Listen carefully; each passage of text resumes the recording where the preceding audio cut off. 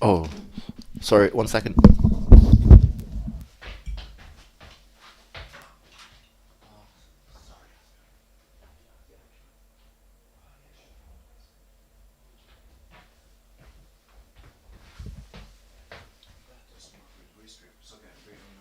Oh, okay.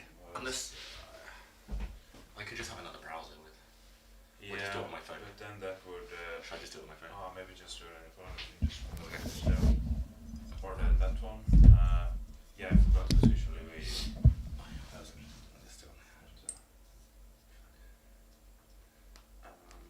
Which one should I do, Twitch or YouTube? Just use Twitch, I guess. Yeah. Twitch chat. Do we have Twitch chat? I could go and download it and get it back. Yeah, I could set it up and then You come sure? in with it. Oh, Yeah. thanks so much. Yeah. Okay, I'm gonna go live. Yeah. Thank you.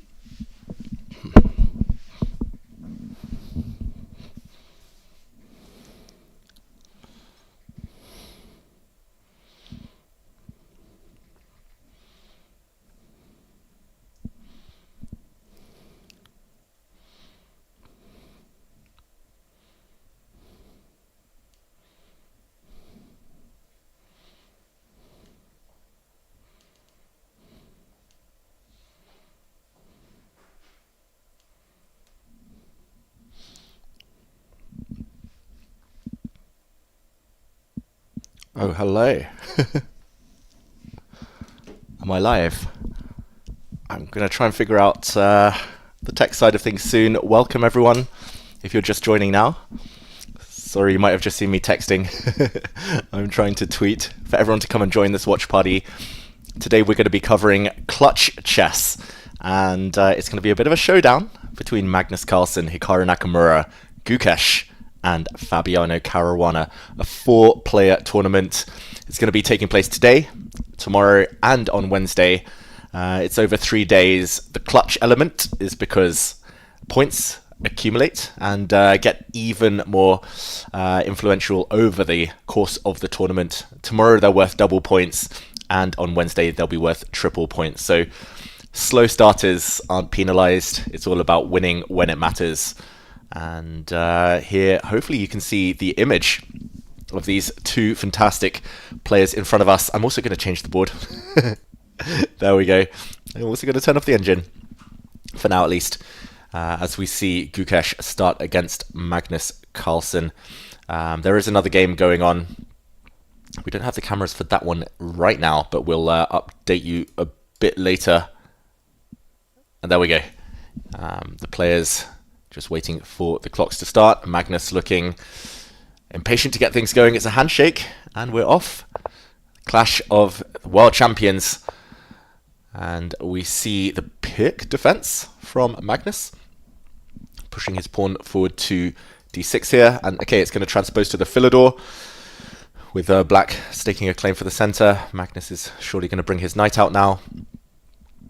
Yeah, we will delve into the ins and outs of the chess itself to some degree a bit later. But okay, that looks like a transmission error. It wasn't king f1 from Gukesh, it was castling. Yeah, and Magnus does the same. So this is still very well-known stuff. Pawn to a4 is a very theoretical move. Magnus now can choose whether to play this move, very common. This move, maybe more common. He pushes c6. Black has a choice to go pawn pushing. Black can also put a pawn just to block the white advance. And it's very, very flexible, albeit slightly passive for black. Yeah, this is an exciting event. I haven't seen Magnus and Gukesh square off since Norway Chess, where you may have seen some table banging, some angry curse words. But yeah, Magnus, he's determined, I'm sure, to make amends for that slip. Of course, in Norway Chess, they traded victories. These two fighters. Magnus won the first one, very impressive fashion, and then Gukesh fought hard from a dead loss position to claw back the second game, and that was the famous table bang, which I will not be doing because I would spill my drink. And yeah, today here at Take, it's a bit of an experiment, so let us know in the chat. I will be following shortly, just trying to multitask and get things set up now, but I will be following the chat, so questions can come in a bit later. We're just going to be hanging out for the next few hours. It's you're with me for the long haul. It's going to be a fun week. I'll also be back on Wednesday to cover the finale of this event. Tomorrow's Title Tuesday, so, priorities. As you see just below my camera, watch Title Tuesday on Take. But in the meantime, both sides just developing. I'll see if we can get the other cameras up. We'll come back to this game. Nothing new has happened really here. Magnus is likely to decide, probably in the next few moves, there we go, whether to take the pawns off in the center of the board. I was going to say you can drop your bishop back first, just clear the line for the rook, and then decide what to do. But maybe then white would have had an extra move to shut things down in the center. So Magnus opens the board, and he's going to try and plant a knight here and put pressure on white's strong, but slightly far advanced central pawn. Let's check out the other games. Okay, I don't see the camera. Do you see the camera? I don't see it yet on Fabiano Caruana against Hikaru Nakamura. I'm hoping that's an issue that will be resolved. But just to take these games from the top, remember it's 10-minute time control for all players. They get a few seconds increment. We'll just take it from the start. A Sicilian defense, bishop c4. Wow. Okay, Hikaru going for the accelerated dragon. This means the dragon tries to bare its fangs, its teeth, on the long diagonal, the bishop. That is the main characteristic of the dragon. It's accelerated because normally black plays this a bit later. And instead of fighting for the center, Fabiano brings his bishop out. We see Hikaru getting ready to kick the bishop even further, but the center explodes. Very important move now from Hikaru to stop the white knight jumping into some nasty, juicy, dark squares. He stops it. To my eyes, this pawn structure has always been a bit odd, like Swiss cheese, full of holes.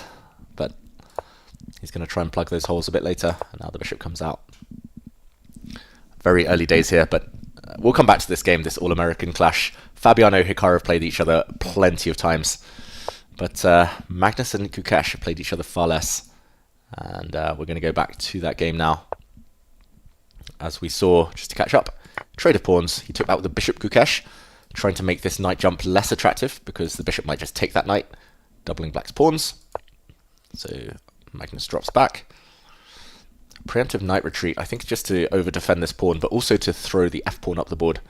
This is Gukesh's style, very ambitious, very aggressive. And here we go. The knight hits the bishop, which drops back. Magnus plays every opening under the sun. I'm a bit surprised he's chosen this one, which he dabbled with last year in the Olympiad a bit, but it's very passive for black. Like, this bishop especially struggles for air. White has such nice grip on the queen side. No pawn breaks over there for black. This pawn in the center clamps down. And if white gets a few more moves and starts throwing pawns forward, Magnus could find himself really cramped. But it's him to play. Gukesh ready to start throwing pawns forward. Alright, I'm going to get the chat up as Magnus stops that plan. Chess is easy, right? Like, you see your opponent's plan, you stop it. I'm going to try to get the chat up so we can properly hang as a group. Gukesh not allowing me to breathe. He clamps down. If this pawn pushes en passant is legal and very strong. Let's see if I can get the chat going.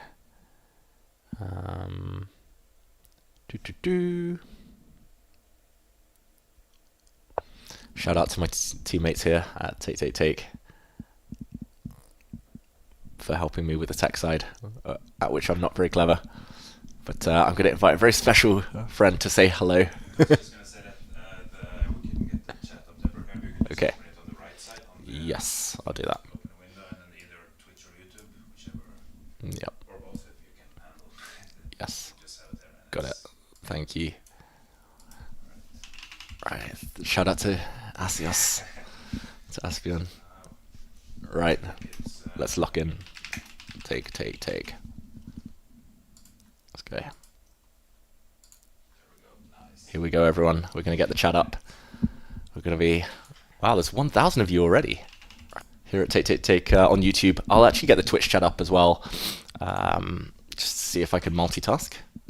Twitch, Take. This is a very chill stream, so you'll see me doing things on the fly.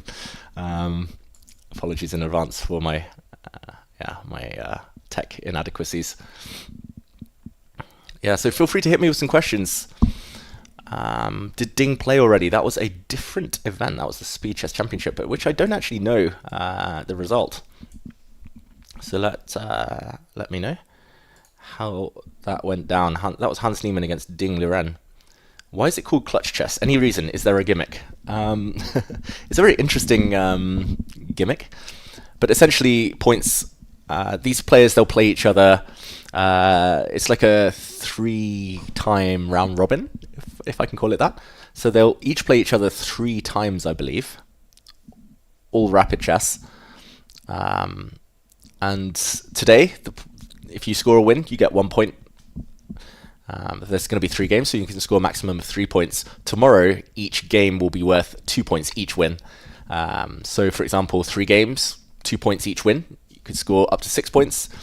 And then on the final day, I believe it's even more important to score those wins because you'll get 3 points per win. So essentially, it's clutch in the fact that on day 3, a lot will still be up in the air. You might need to win on demand. You will get very well rewarded if so. But yeah, we'll get to that point in due course. We're starting here at day 1. That's why it's called clutch chess. And the players will need to be very clutch in their decisions as Magnus finally lashes out in the center. Just arrived. What is the time control? I believe it's 10 plus 5. 10 minutes, and they gain 5 seconds after every move. Correct me in the chat if I'm wrong there. I know it's 10 seconds start time, base time. This was a very impromptu decision to stream this event, so I haven't looked too deeply into the time control.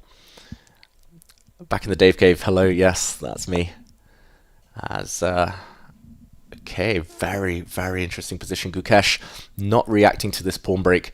Normally, if someone plays on the wing, which Gukesh has just done, then you should strike back in the center, as Magnus did. But normally the center explodes, or you push forward and trying to gain space. Very interesting decision, by the way. Just if we go back 1 move, e5 looks like the most natural move to hit this knight. I think I would have played this instantly in a blitz game, probably even in a rapid game, but this would allow Magnus to initiate chaos by striking at the bishop, which is almost trapped. If you take the knight, the bishop drops, chaos. If you drop the bishop back, you lose your pawn in the center. Maybe black even throws in the fork. So Gukesh choosing not to react, very ambitious. Magnus now probably is totally fine if he just trades off pawns, equalizing, making things very symmetrical, but he brought his bishop out, hitting this pawn twice. Only defended once, so it pushes forward. Magnus takes that pawn off the board. Magnus loves throwing his own rook's pawns forward and just leaving them because they always become future queens, or they help some checkmating pattern if they're on the king side. But I noticed if Magnus faces an opponent pushing the A or H pawns up the board, he just takes it off. He doesn't block them, he takes them. So a very interesting position here.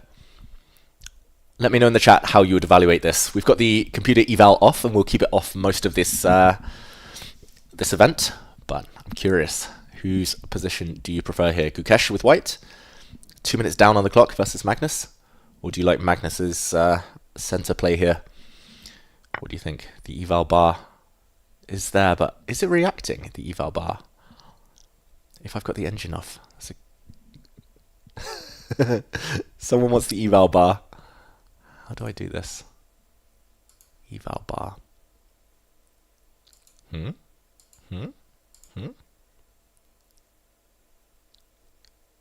Evaluation gauge. Let's see. Oh, the eval bar isn't working. Okay.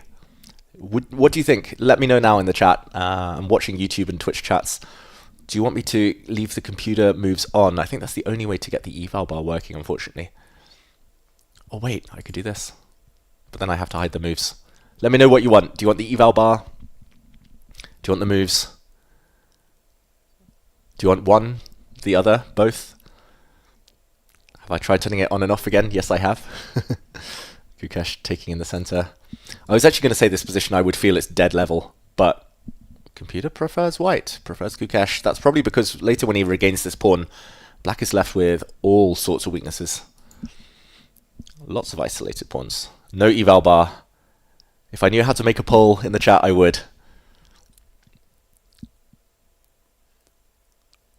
Just eval is fine.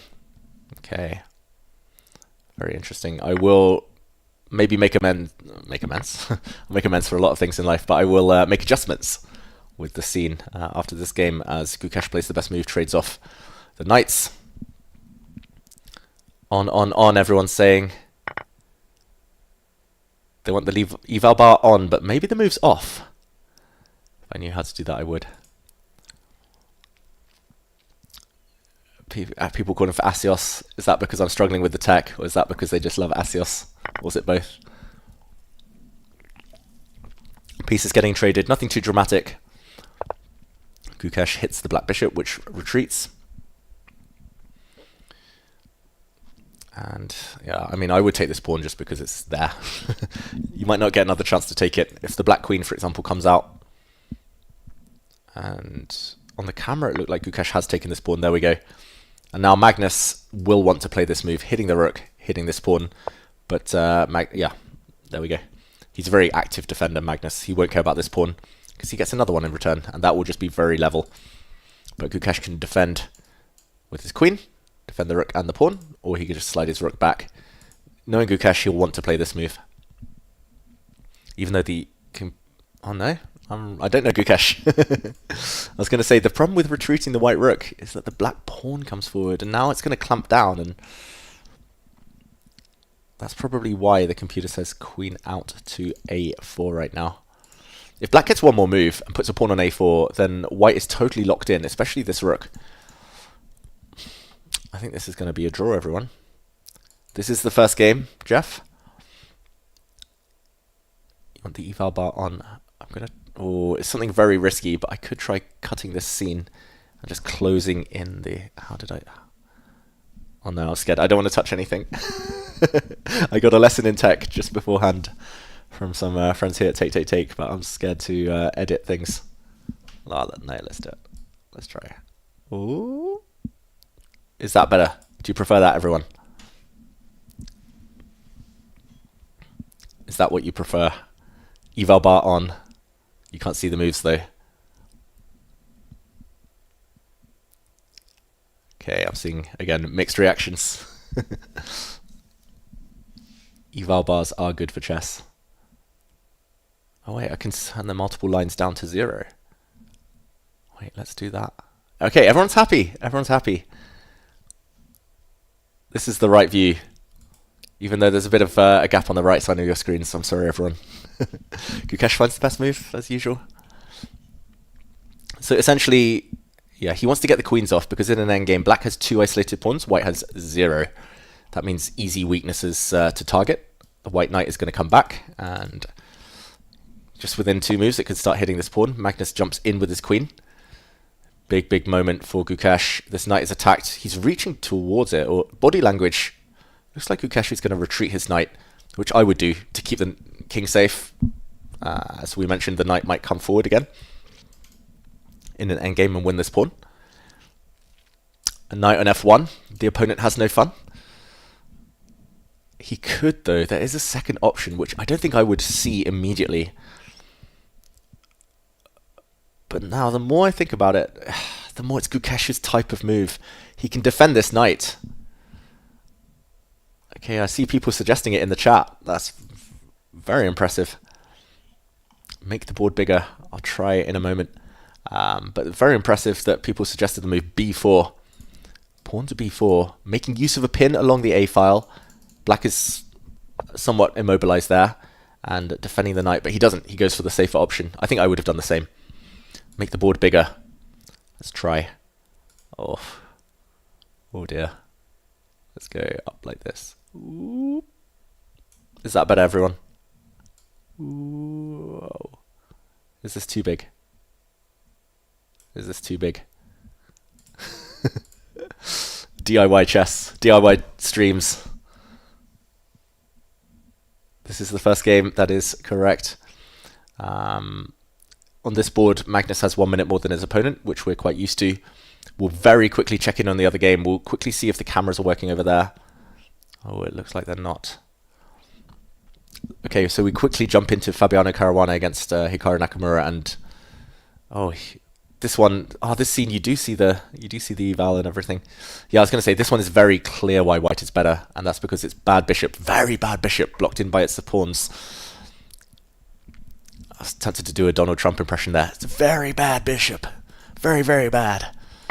But yeah, this bishop is fantastic, staring at a weak pawn, and white's rook is going to get easy access to some juicy squares, outposts. Yeah, not the best move apparently, but I echo Fabiano's thoughts here. Hikaru is just fighting for a draw. Like, if he gets the queens and rooks off, maybe you can draw, because it's easy to defend all your weaknesses. But with the queens and rooks on, Fabi's going to push this pawn to try and loosen black up on the king side as well. Difficult times. But we'll go to the more exciting game, though. Okay, Hikaru does put a pawn on a dart square, so good tip for everyone at home.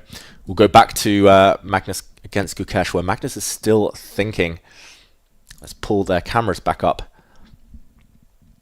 Wow, this is getting exciting already. 1 pixel too low at the top. Oh no, the cameras have disappeared again.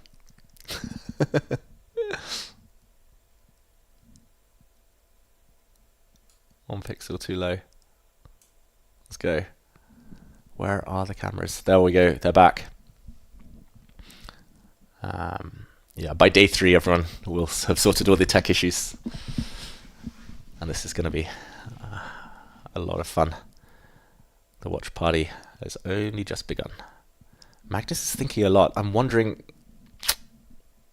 like, the move he wants to play is this one, but unfortunately, well, I nearly suggested it, but that blunders the rook. The white queen has that move covered. The move, yeah, it is desirable because you want to get in and behind.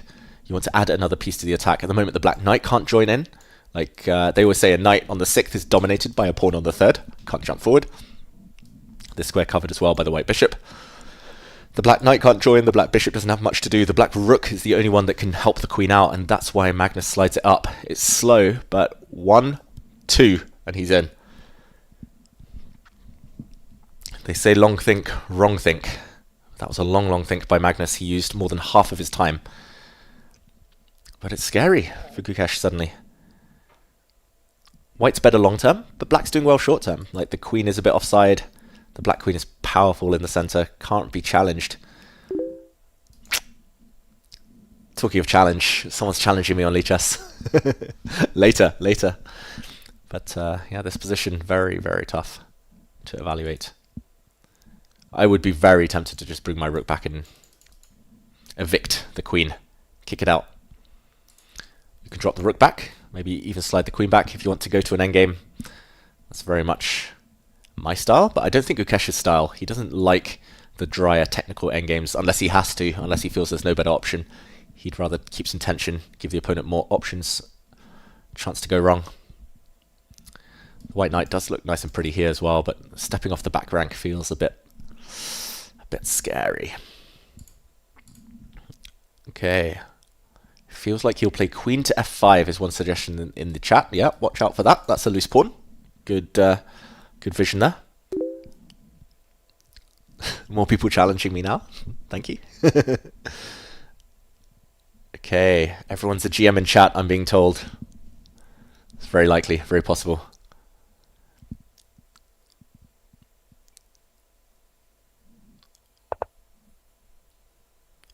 Okay, the rook has come across after Gukesh did try and pin it. And there we go. The black rook was threatening to come in, win the white knight, so the black queen gets hit in the process. And the move I really want to play is this one, to re-establish the pin. But that gets met very strongly, the queen coming in. I'll put that on the board. Queen to b1 gets met very strongly by rook to d1, covering all the holes. And when the black queen goes back, even if it goes to the square, I think Gukesh would be very, very tempted to take this pawn. Oh, I mean, this actually gets very scary. You see the eval bar rising. The queen, the new queen that's about to appear is stronger than black's attack. But, I mean, look how close it is. This threatens checkmate. You can take, and it looks like mate. But the white knight saves the day, and white is winning. So Magnus is calculating this type of thing. Whoops. There we go.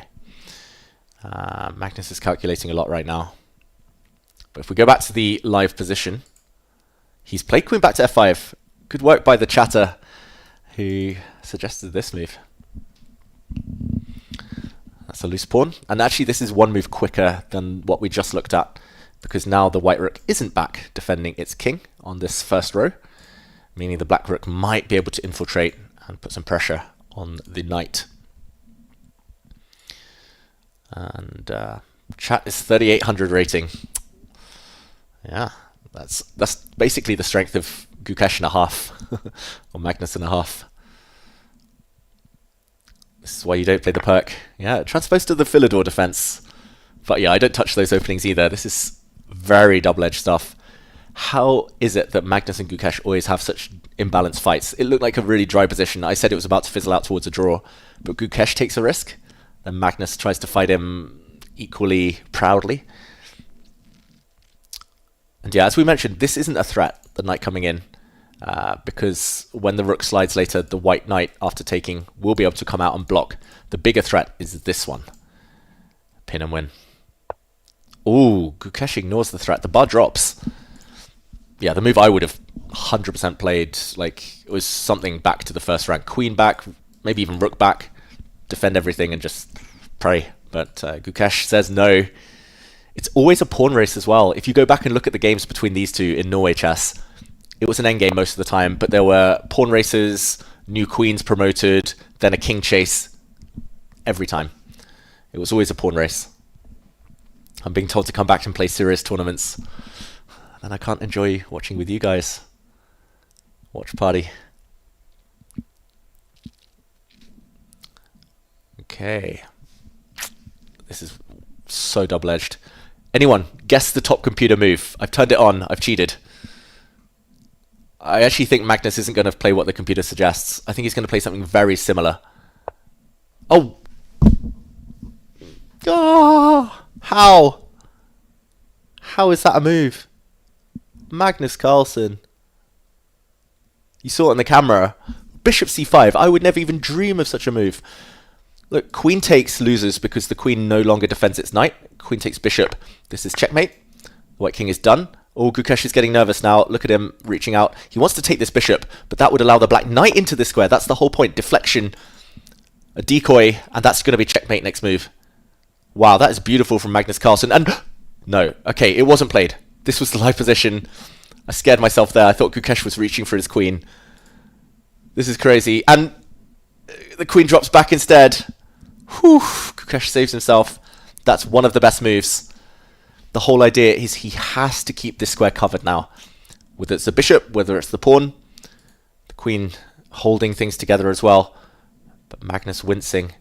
This is not a threat, by the way. If Magnus just makes a move, I was going to say pawn to a7, the black bishop would take it, and the knight would come in. So we see a trade. Magnus goes behind with his rook. It's level material. Okay, Gukesh is blundered. Magnus is winning. It's a two-move tactic. Magnus is reaching for his rook. If he moves his knight, he wins. If he plays only this move, knight to h4, Magnus wins, but he's got 20 seconds left. He goes the wrong way. He goes the wrong way, and now Gukesh's knight... Gukesh's queen is under fire, but he shouldn't move it. Gukesh has now got an impossible move to save the day. Checkmate is threatened. Queen to g2. If you take this knight, the whole idea... Oh, Gukesh resigns, but it was a drawn position! Gukesh loses on time, maybe? Wow, this was the whole idea. Magnus with the double attack, winning the white rook. Gukesh resigned and or lost on time in this position after knight to f4. But check this out. The computer points out a miracle save. That's why Magnus should have gone the other way. So he had another check. But the white knight could have come forward, defending the checkmate. The queen falls. Rook takes rook. And Magnus is not winning this position, even with his extra queen. Sorry, everyone. I got really excited on the mic. Wow. Let's check out the other game, which is still going. We don't have cameras for this one, unfortunately. Still no cameras for them, but it looks like Fabiano Caruana is winning. Sorry, everyone, I got super excited. We'll go back and look at those tactics. The players will have a break, so we'll check out what's been happening. But I can count here. Oof. Calm, Dave, calm. 4 pawns versus 3 pawns, and these two kind of connected, so it should be winning for white. Fabiano needs to come up with a winning plan, which is probably something to do with trying to kick this black bishop away and at some point stepping forward with the white king. Whether it's this way or this way, the king needs to get involved. And then it's winning. I think Fabiano might be... Okay, he's setting up this bishop move. Just to point out why it was difficult. If the bishop moves, the black bishop's kicked away, but you can't step forward now because, again, you get checked and you have to go back because you have to protect your bishop. Oof. This is a very different type of game to the one we just saw between Magnus Carlsen and Gukesh, where Magnus did pull it off. Clutch victory. We'll get back to the live move. Live position is this one. So obviously no trade. The black bishop's just going to sit on this square. I think what Fabio should be doing to try and win this is to bring his bishop forward here. Okay, he pushes his pawn. That's brave. I was going to say he can bring his... Let's show this. He can bring his bishop forward. Of course, the bar doesn't like it. And at some point challenge. I think this works. And then he gets his king forward, and this, yeah, this does win as well. So I'm very surprised Fabio's not going for that plan. But okay, he's pushed his pawn forward instead. The black bishop comes in. Now judgment call. There's only 2 winning moves. Chat. This is very different from earlier. He does find one of them g4. The whole idea was to play g5. If bishop takes, the bishop is undermined. You cannot take this pawn. You lose your bishop. Bishop takes bishop. You flick in a check, and white wins because these pawns paralyze the black king, and white has all the time in the world to win the black pawns. The king moves instead. Pawn takes pawn, and Hikaru has just resigned. Fabiano Caruana takes the win. He resigns here because his bishop is lost. Bishop takes bishop is threatened. It's also check. If you bring your king forward, trade, white queens. And yeah, if you take the other way, same. Bishop takes bishop, king takes, and white makes a new queen. Okay, let's catch our breaths. I'm really sorry for everyone who's complaining about my microphone. You probably are doing so with good reason, but especially because I was excited about the tactics. I was screaming. Sorry, everyone. Let's go back.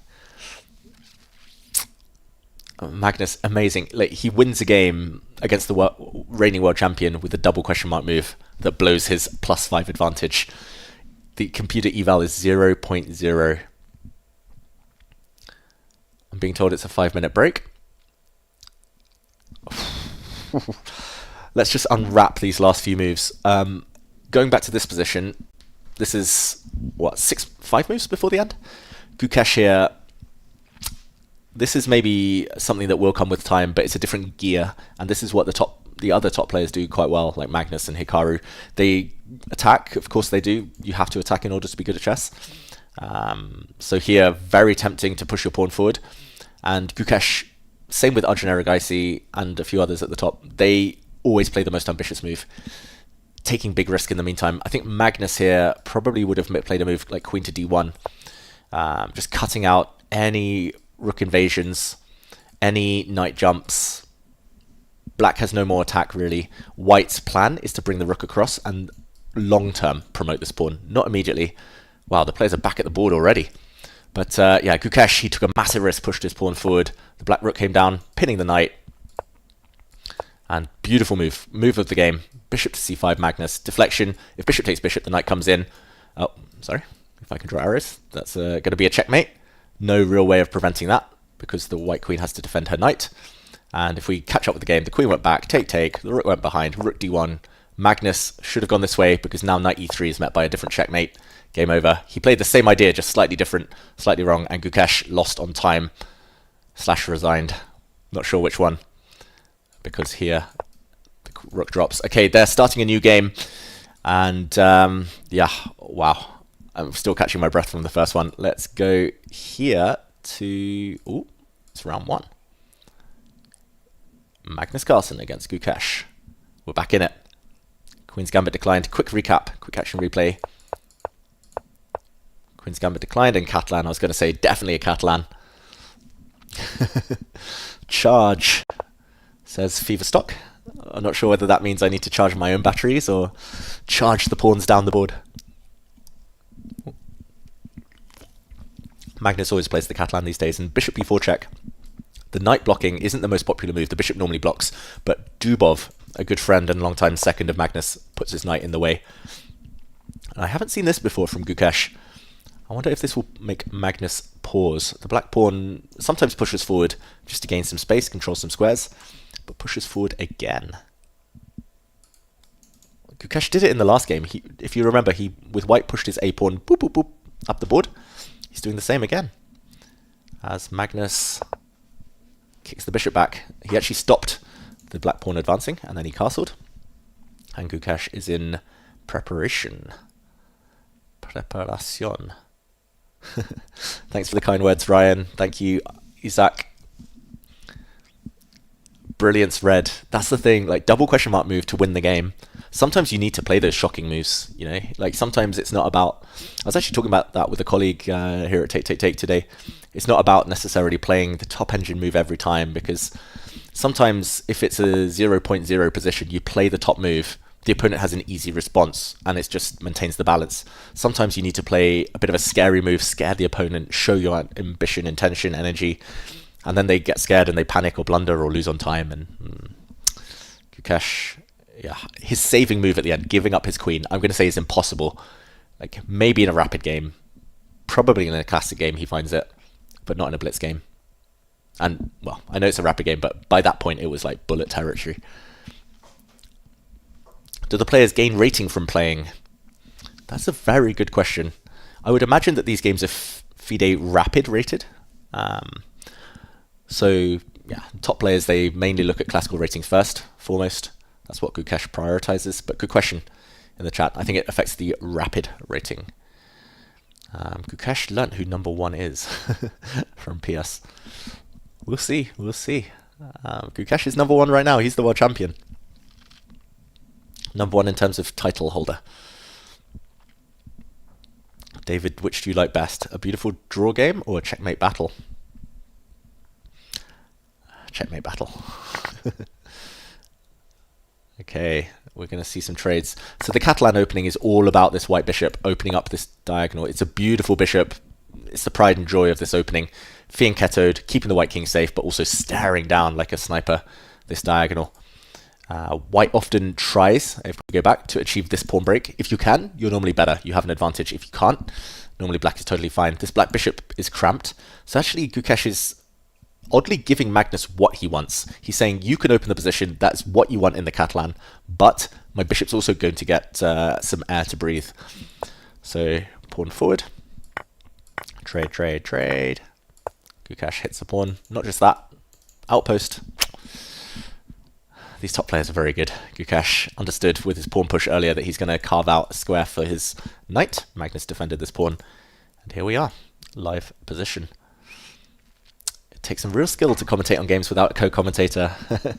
Ryan, yeah, I mean, I just love chess. And I've got you guys, all of you, as my wing people. Yeah. Thank you for being here. Thank you for keeping me company.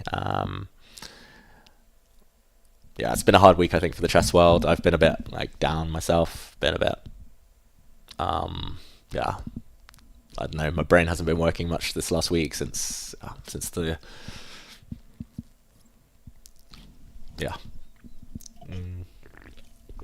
since the news. And yeah, thank you for helping me feel my way back into the chess. Okay, the white bishop comes out. It's a big fight now between the black bishop, which is very nicely activated, and white central strategy. The black knight's coming in.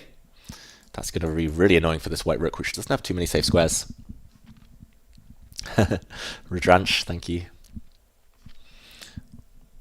People saying never resign do not understand. It's fully resignable unless you find the insane move. Exactly. Gukesh, like resigning or losing on time or whatever, losing that game, that's because he had an impossible move, like unfindable. Yeah, if Magnus can break through at some point, which he's kind of threatening to do, then he's going to be better, because look at how centralized white's pieces are. When in doubt, centralize your pieces, folks. That's my tip. And Kedu, I'm English. My dad was British, but my mum's from Singapore, so half-half. Oh, knighthood, that's the dream. It's literally my life's dream. I will die a happy man if I ever make it close to a knighthood. Thank you, Lynn. Yeah, tough week for the whole chess community. And like, yeah, I've been playing through in my mind all those commentary sessions. I've been so lucky, like the dozens and dozens of times I commentated with Danya. My favorite memories, actually, like I haven't even like had a chance to talk about these, but my favorite memories are commentating with Danya, and we had a private chatter open on Messenger. He'd be sending me jokes, puns, like funny observations while we're commentating, and he would be trying to make me laugh, and I would try and get my own back by trying to make him laugh on stream, and then we'd challenge each other to say fun words and things like that. So yeah, the commentary's given me a lot, and I'm so glad I had those opportunities. Can we watch Hikaru's game? Good moment to ask. This is a key moment. I think Magnus, who's actually down on time for once, he's down 1 minute. He's going to spend a bit of time here. The move he wants to play is pawn to d5, because that's what all of White's pieces are kind of pointing towards. You can feel the energy. Like the bishops, they're pointing this direction. They want the break. The rook in the center, staring down a queen. That's scary. The knight wants to move, but without allowing a trade of White's beautiful Catalan bishop. So it feels like time, but it is a pawn sacrifice. It's got to be calculated well. Black covers that square 3 times. It's only covered by White twice. But yeah, let's switch. Let's go to the other game where I need to cut things a bit better. But let's see if we can get the cameras up at some point. Not sure why they're not working on this board. Wait, let's try and cut this one a bit in. Nope. Wait, how did I do this last time? Oh, I have to press Alt. There we go. I've learnt a new skill today. There we go.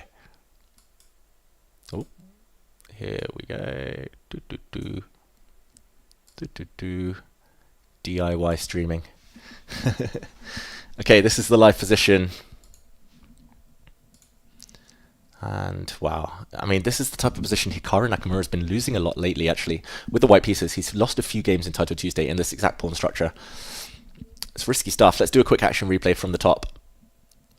Hikaru's with white, and they're playing mini matches, clearly. So this is round 1. This is game 2 of round 1. They play each other with white with black to make it fair.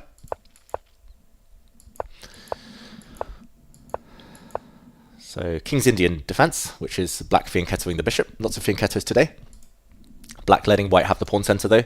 It's a counter-attacking opening. With black, normally you want to strike in the King's Indian, you want to strike with this pawn, but against the same-ish pawn structure, which is white putting a pawn on f3, so creating this connect 3. Normally black goes the other way. I think it's just because like if you go this side, it's surprisingly hard to attack. Firstly, you don't want to give white the connect 4, but it's surprisingly hard to attack with black. Normally you want this pawn break, but white's king hasn't committed. You're kind of attacking a very strong fortified pawn chain. So it's unlikely you're going to get a kingside attack. So normally they go the other way on the queen side. White wants to block it because white's behind in piece development while he was taking the center with his pawns. Black breaks. We see a trade. Back in the old days, they used to try to take this way quite a lot, but he's got the pawn chain. Doesn't want to do that. Now it resembles a Benoni pawn structure, which is essentially backward d pawn and c5 pawn versus these two. White has more space. It's supposed to be a bit better for white, but yeah, black's very, very kind of dynamic in these positions, and that suits Fabiano, who, by the way, had just a couple of days ago, won the US Championship for the 4th time in a row. That's almost unprecedented. You can guess who the only other player to do that in history was. Answers in chat. First quiz of the day for all of you. c4 is very committal, but the black knight otherwise might be running out of squares. So, yeah, interesting. He's kind of trying to carve out a square long term. He's also blocking the bishop. I'll check in a moment if any of you have got that trivia question right. Who's the only other player other than Fabiano Caruana to win 4 US Open section, 4 US championships in a row? H6. Oh, that's a pawn sacrifice. Bishop takes. I guess the idea is this one. You allow the white queen in, but then you take this pawn, so maybe not a sacrifice. Although the eval bar prefers white quite significantly here. Computer wants to play h3 followed by f4, pawn storm. Just go for the black king. Interesting missed opportunity by Hikaru, who doesn't like taking his opponent's sacrifices, I should mention. And now he's allowed this black pawn to come forward, and I'm assuming kick back the knight, which retreated. Black retreats. Now black is ready to strike at the connect 4 structure. White's knight, meanwhile, wants to come back to a better square. very complicated position. We'll come back to this game. Computer says 0.6 for white, but that is irrelevant in these structures. It normally turns like that. So, okay, we're going to go back to the other game. Magnus against Gukesh, which is exploded. Before we delve into the moves, action replay, Bobby Fischer. Who else? It wasn't Bill Clinton. Bill Clinton did not win the US Championship 4 times in a row. It was Bobby Fischer, one of the GOATs of chess. Hikaru hasn't won 4 in a row. Some people guessing him. Okay. So let's... good work, everyone. Most of you getting that right in the chat. I'm very impressed. Bishop to f6 was where we left it. Pawn to d5, I said it was the move Magnus wanted to play. He's been building up towards it. As a chess player, we're all stubborn by nature. We all just want to, like, we make a plan. We don't want to change the plan. It's like me these days when I get asked to do some stuff spontaneously by friends. I'm like, no, no, no, we had a plan. Magnus pushes forward. Takes, as we mentioned. So black defends the bishop. Black's a pawn up, but this is an awkward pin. Magnus brings his knight forward, unleashing the Catalan bishop. Double attack. Black bishop can't move, since the queen is threatened behind it. Pawn to c6, defending. Takes, and queen in. So Magnus is trying to win back this pawn. He might try and win this pawn. Maybe later this pawn when the black knight moves away. Morphy. I don't think there was a US championship back in the time of Morphy. Levy Rosman has not won the US championship yet. Yet. He needs to get the GM title first. Okay, so Eval Bar says this position is completely level. Probably because black can be very clever about neutralizing this. I'm wondering whether at the right moment you take this knight and try to get your own knight in. Maybe you... I mean, the most natural move is to bring this knight in first anyway. Also because I don't want to drop this pawn. Knowing Gukesh, he might be considering what to do, whether to try and keep his advantage here. Oh, there have been a couple of moves. So the knight came in. Good work, anyone who saw the camera there. Called me out. The knight came in. Rook takes pawn, attacking the black queen, and... Ooh, these guys are geniuses. These guys are just another level. I see my queen attacked. I would move it. End of story. I would move my queen. Maybe I'd consider taking this rook, because black gets 2 rooks for the queen. But it's a bit awkward here, because white can take this pawn, threatening this one, maybe. Yeah, for example, take this pawn. That's a threat, and this black knight is so bad in the corner. The black king's a bit of a target as well. Queen and pawn versus 2 rooks. I think I would take the queen and pawn. So I would be tempted, but Gukesh. Oof. Rook to a5. Ignoring the queen. Did anyone ever tell him that ignoring your opponents? It's rude. Never ignore your opponents. But wow, that's an incredible counterattack. Oh. There we go. And Magnus is still thinking. Magnus has been a bit slow this game. Level on time. Who's sponsoring this massive prize fund?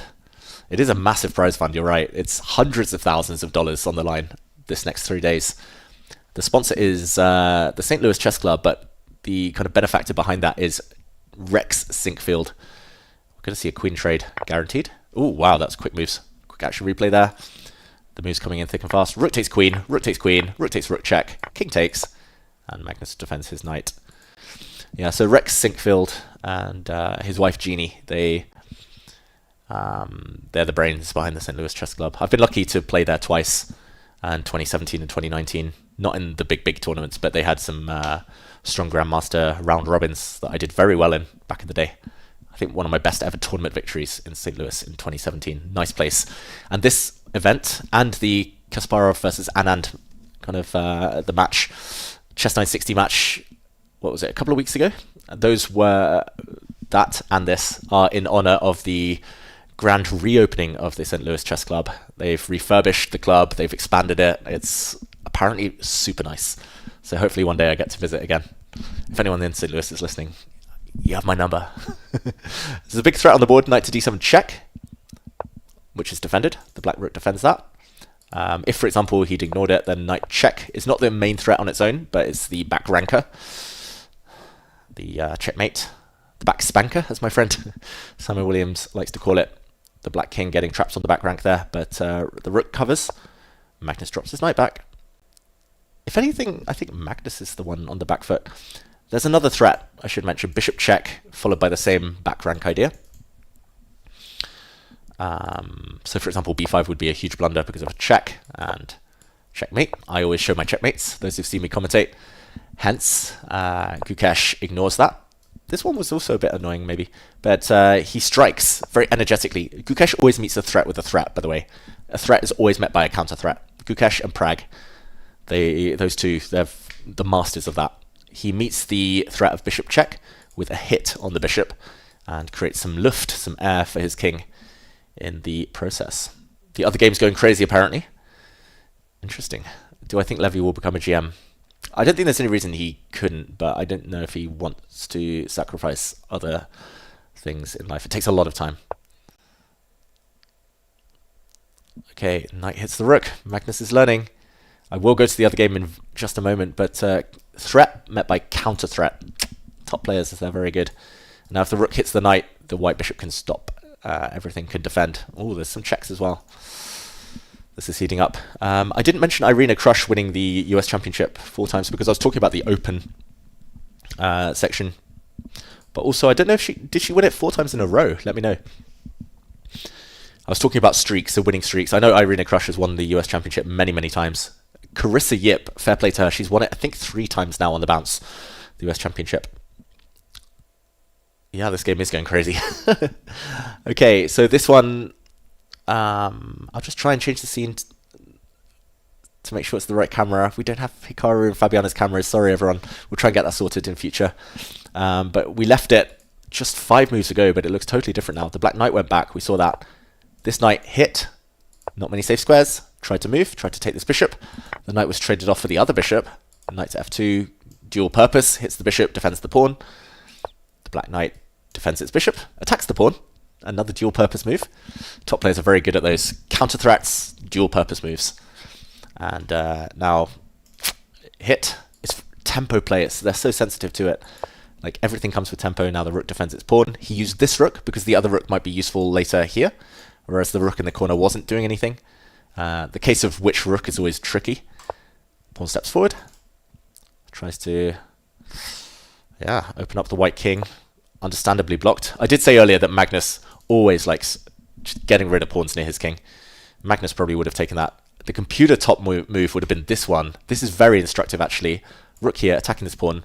Takes, and not to take back. That would be a huge mistake, but to move the rook. And this black pawn actually acts like a double agent, like a shield. It helps white. It's like a white pawn, basically, except it can't move. And actually, the black pieces want to get this pawn off the board. These shield pawns are so annoying. I've been there so many times in my career. Yeah, white loves this pawn. It's just kind of keeping the white king nice and safe. So, interesting position this could have been. G3 played instead. I wonder whether Hikaru will regret letting this pawn live on this square. Now there's no cover. I mean, if the black queen, I'm just going to pick it up. If the black queen ever lands, that's checkmate. So there's all sorts of patterns in the air for future. Bishop comes in. Oh, sorry. The white bishop drops back. The bishop comes in now. Ooh. I said a queen would enter on that square. Didn't see the rook coming. And Hikaru is happy to give up some material because now if bishop takes rook, I was going to say bishop takes here probably, but apparently the computer just wants to take this back. And this is a bit awkward. Exchange down, but with some serious counterplay. Knight here. Take, and... Ooh, sorry, knight takes. And maybe white stepping forward in the near future. I wonder whether this is the plan. That's a nasty check. Hikaru trying to attack. Nice to see that. Okay, we saw instead the same thing, but with the bishop and rook on the board, which I'm very impressed by the restraint from Fabiano. He's keeping the bishop here, because if now white steps forward, the bishop does guard this square, so the white knight cannot really use it without getting traded off, and who knows who's better here. The queen came in, the knight hit the queen dropped back. Live position and eval bar. Slightly in Fabiano Caruana's side. Advantage black. Could he do the double over Hikaru? He's got a terrible score, Fabiano, with black against Hikaru. Nearly always loses in classical, especially in recent history. But here he's doing quite well. Wait, also that queen's nearly trapped. Oof, gotta be a bit careful. She's only got 2 squares to run to. We'll come back to this game looking like Fabi is doing very, very well. Slightly behind on time though. Let's go back to, wow, the big encounter. The 2 world champions, Magnus looking very chilled on the camera there. It is a level-ish rook endgame. I say ish because as Gukesh disappears, it's the type of position Magnus wins for dinner, every day, for breakfast, for lunch, for every meal. Gukesh is wondering whether he can bring the rook back and force a draw. If he gets ambitious... Oh, sorry, it's not Gukesh, it's Magnus. Oh, it's going to be a draw. If it was Magnus with black, maybe some winning chances, but I think this is going to be a draw now. Magnus was the one calculating. Sorry, everyone at home. That was a bit of a brain fart. Magnus was contemplating whether to move his king back, but this would have allowed the black rook to come across, and white has to go super passive to defend this pawn. And suddenly the black rook is dominant, the black king is going to come, the black pawns are going to come, and white is just super stuck with his pieces. So Magnus offered the rook trade. He calculated that the white king's more active than the black king. If it goes to a pawn endgame, no trades. Gukesh brings his rook down. Magnus says, okay, that pawn was too strong. I'm going to trade it off. We said that earlier. Trade, trade. This is going to end in a draw. The black rook's going to go behind. Magnus is going to take a pawn. Gukesh is going to take a pawn. And they'll find a way to shake hands. You can tell body language that Magnus is super chilled.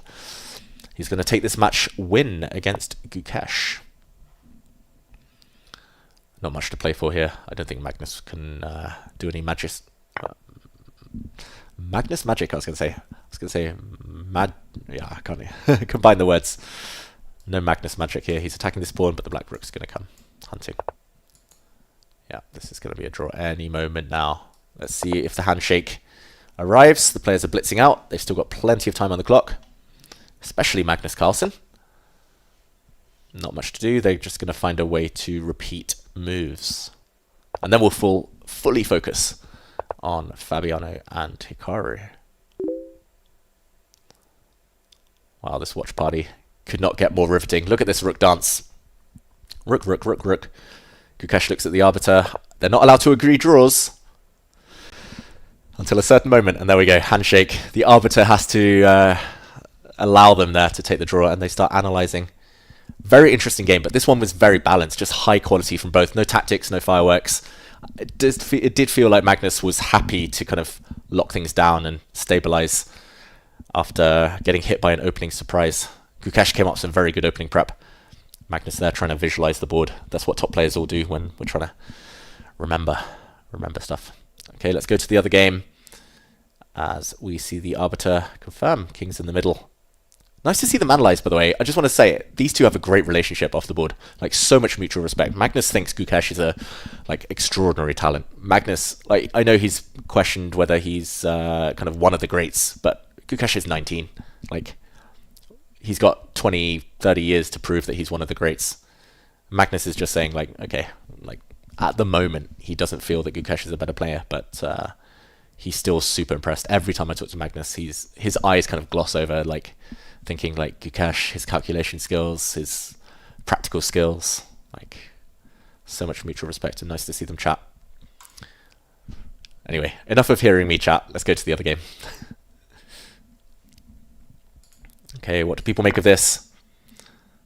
I'm in a fun mood apparently. Yeah, I mean, I've been in an up and down mood all week. It's just fun to be back in my comfort zone and in the Dave Cave. I feel safe in the Dave Cave. Come on, man, switch, man. Sorry, everyone. I'm rambling on. This is a very interesting position. Eval Bar says very good for white, at least a sizable advantage. But white is the exchange down, just at least for now. Black has a rook, white has a knight. Although there's a double attack, hitting the knight, hitting the rook.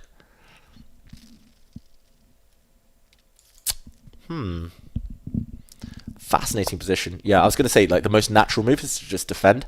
Like, the other option would have been to move the knight out the way, hitting the white queen. Maybe that's what he was thinking about, but the knight would have been offside. And this is interesting. I would take this rook. Like, I would have taken it yesterday. It's been sitting there for a few moves. And if we count the pawns, now it's back to level piece material. But pawns, it's 6 for white, if I can count correctly, and 5 for black, so white's a pawn up. Ooh, wrong square. Should have gone the other way. And now only one move for Fabiano Caruana. Am I an IPA kind of guy? Question from Jordan. No, not really. David interacts with chat well. Thank you. Ooh, the check. Apparently a mistake. A threat stronger than the execution. I totally understand why Fabi wanted to do that. He wants to come in. The only move to keep the balance. Now white, look at that bar. It's risen up so much because the moment's gone. Now white is actually threatening. Boom. Boom. Family fork. Royal fork. 30 seconds for Fabi. He should, in this position, have played his knight back to this square. And the big difference is, after trade... What is the big difference? Maybe it's that the white queen can't come in. If we check out what has happened in the game, now if the knight goes back, trade. And yeah, the white queen can come in and doing some nasty stuff from behind. Like, the pawn is going to help. Like, the queen is going to shepherd the pawn forward. The queen is going to give some checks. Oh, that's a huge blunder from Fabiano. And look, it's happened. King moves, knight back. Take. Back to life. Oh, he took with the queen, actually. So stopping the white queen coming in. But now Hikaru is just a pawn up for nothing. And this is the only passed pawn in the position. He's winning. Basil brush, boom, boom. Hello, everyone who's just joining. This is Clutch Chess, the Champions Showdown. It's a 4-player tournament. Hikaru Nakamura and Fabiano Caruana battling away on the board right now. We don't have their camera, unfortunately. Elsewhere, we've seen Magnus Carlsen and Gukesh facing off. Magnus got the upper hand there. He won their first mini-match. Ooh, got the hiccups. Their first mini-match, Magnus won 1.5-half. But they'll play again tomorrow, Magnus, Gukesh. They'll play again on Wednesday for more points. So today was just the warm-up. Yeah, this is blindfold chess. Neither player at the board. Ooh, I understand why he did that. He wants to stop the white queen coming in, but the black queen now no longer a blockader, and this looks like a very strong move. Got to be calculated. Yeah, I was going to say, Hikaru doesn't like calculating when he's under a minute. He likes to play, like, safe, natural moves. That's a very good one anyway. He's trying to come in on this diagonal and or push the pawn. At some point, he's going to start pushing his h-pawn. He's going to bring his knight forward. That's a pawn. That's also a pawn, though. Very good position for Hikaru Nakamura. Ooh, and Fabi's just missed this one, I think. That's game over. That is game over. Fabiano Caruana. Knight check. King has to move here. Queen check. Skewer. GG. Knight check's going to end it. There we go. Fabi's now going to resign. Surely. We don't see a move immediately. That means he's probably hit that resign button. Telepathically transmitted his decision to resign, and there we go. Result confirmed. 1-0. Hikaru Nakamura strikes back. Yeah, so this is a check. Black only has one safe square, and this is a skewer. Oh, thinking of kebabs now. Maybe I'll have kebab for dinner. King takes knight, queen takes queen. Game over. Good win for Hikaru, and trust me, Fabiano, with black against Hikaru, just struggles. I don't know what it is. Big time struggle. Like, I think Hikaru is a bit in his head. Like, Fabi got the first game, he got the first win. But, yeah, these two... Other than the candidates where they drew a couple of games against each other, Fabiano's lost nearly every game in recent history with Hikaru when he has the black pieces. Thanks for the kind words, everyone. I hope you're enjoying this watch party. Sorry, it's a bit more chessy than some of my usual streams on the Howell Hub channel. There I'm normally a bit more chilled. There I'm playing my own games, talking about all sorts of nonsense. This time it's about the chess. It's about the 4 champions we are seeing in front of us. Okay, next trivia question. 3 of these 4 players have been world champions in chess, in some, different way or other. How many titles do they each have? And who is the player out of these 4 who doesn't have a title at the top, on the top world stage? Yeah, I realised I made some accidental innuendo earlier. All types of nasty stuff. Sorry everyone, it was unintentional. Okay. People think not Fabi. People think not Hikaru. One of those 2 players has a world title. Obviously Magnus has many. Gukesh is the current world champion. Who out of Fabi and Hikaru has a world title? Trivia questions. I think the next games will start in a few minutes' time.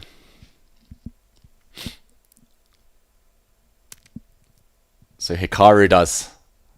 A few of you have said it in the chat. Hikaru, chess 960, that's right. He won the Fischer Random World Championship in 2022 in Iceland.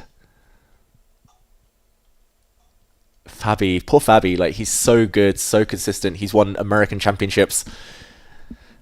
I don't feel unfair on him because I pointed out the previous trivia question was about Fabi's 4 titles in a row at the US Championship. But yeah, he's the one lacking. He was nearly made it in 2018 in the World Classical Championship. He's nearly been World Rapid Champion. He's come second, I believe, Fabi. But Hikaru, World Fischer Random. Hasn't got any Blitz titles though, Hikaru, surprisingly, throughout his career. Good work by a couple of you there, pointing out Magnus has 18 world titles, if you count 5 classical. A lot of Blitz. Is it 7? And then 6? He's got a lot. I know it's 18 in total. Magnus has 18. Gukesh has 1 for now. Probably many more to come in his career ahead. Hikaru has 1, but Fabi not yet. Fabi doesn't choke. No, he doesn't choke. He's just... I think Fabi's been unlucky to live in the era of Magnus Carlsen, first of all. Also, Fabi, exactly, monstrous rival in Magnus Carlsen.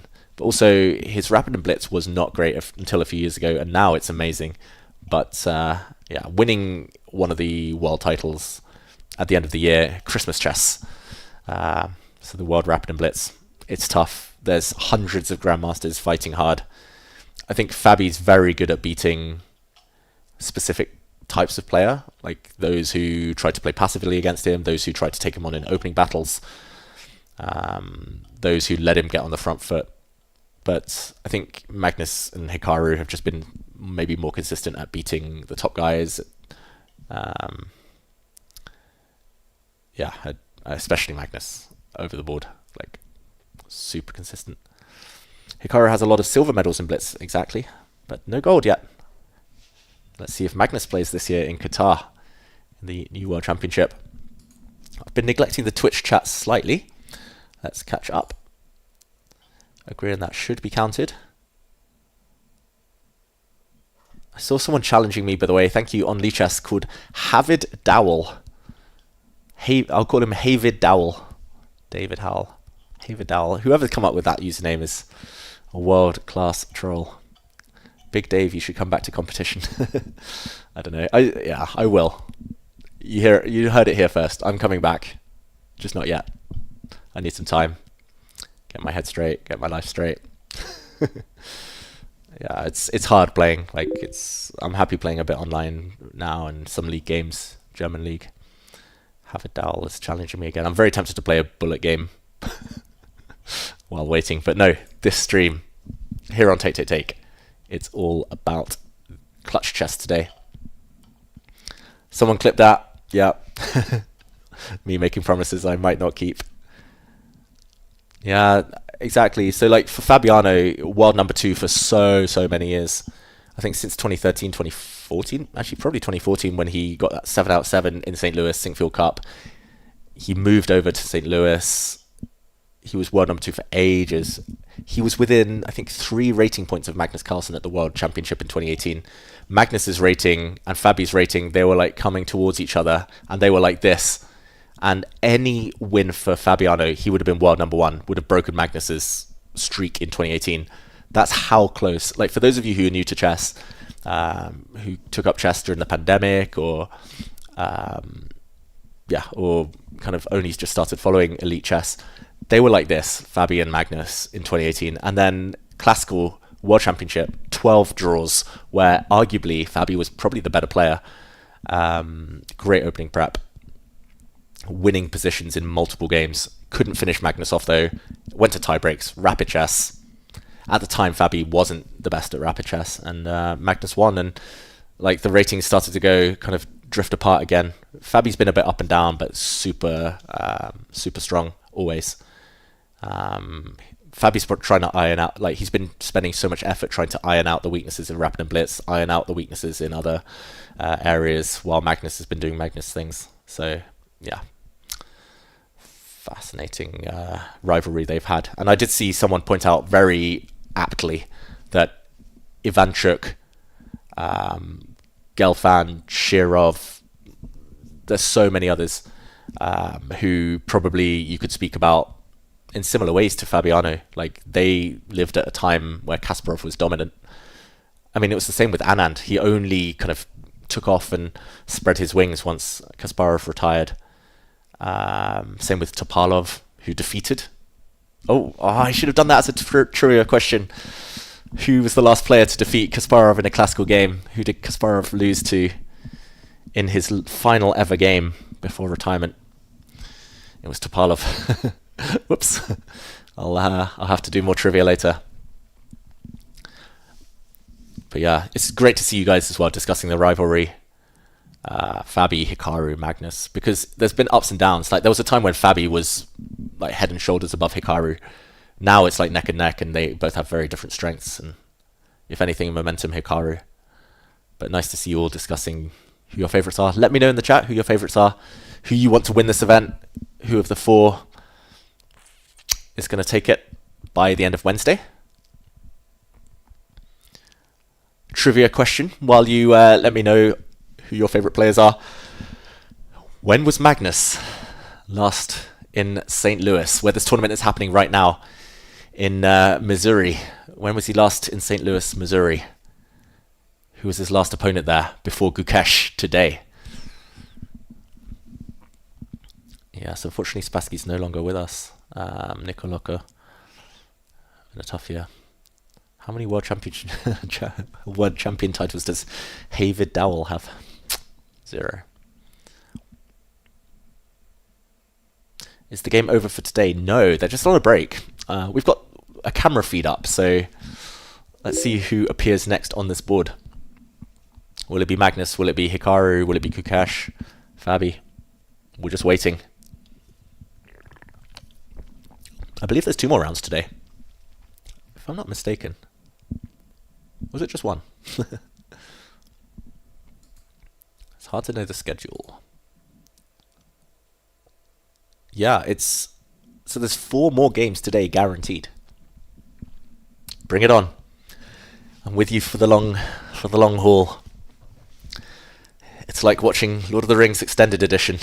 It's a marathon. Ooh, lots of answers here. Ryan, no, I don't have a World Youth Championship. I'm the classic bridesmaid. Always the bridesmaid, never the bride. I've come second in my chess career more times than I can remember. I'm the classic last final round choker. Like, last games, I can't stop thinking about the titles, what's on the line, the medals, the prizes, and then it never goes well. I've won a lot of silver and bronze medals in World Youth and Junior Championships. Should have won the World Junior Championship 2008. If I just took a draw with White in the last round, I would have won it. I wanted to win, didn't I? But yeah, trivia question I asked. When was Magnus last in St. Louis? And who was his final opponent there? A lot of you getting it right. It was a very famous game. The fallout from the game, maybe even more famous than the game itself.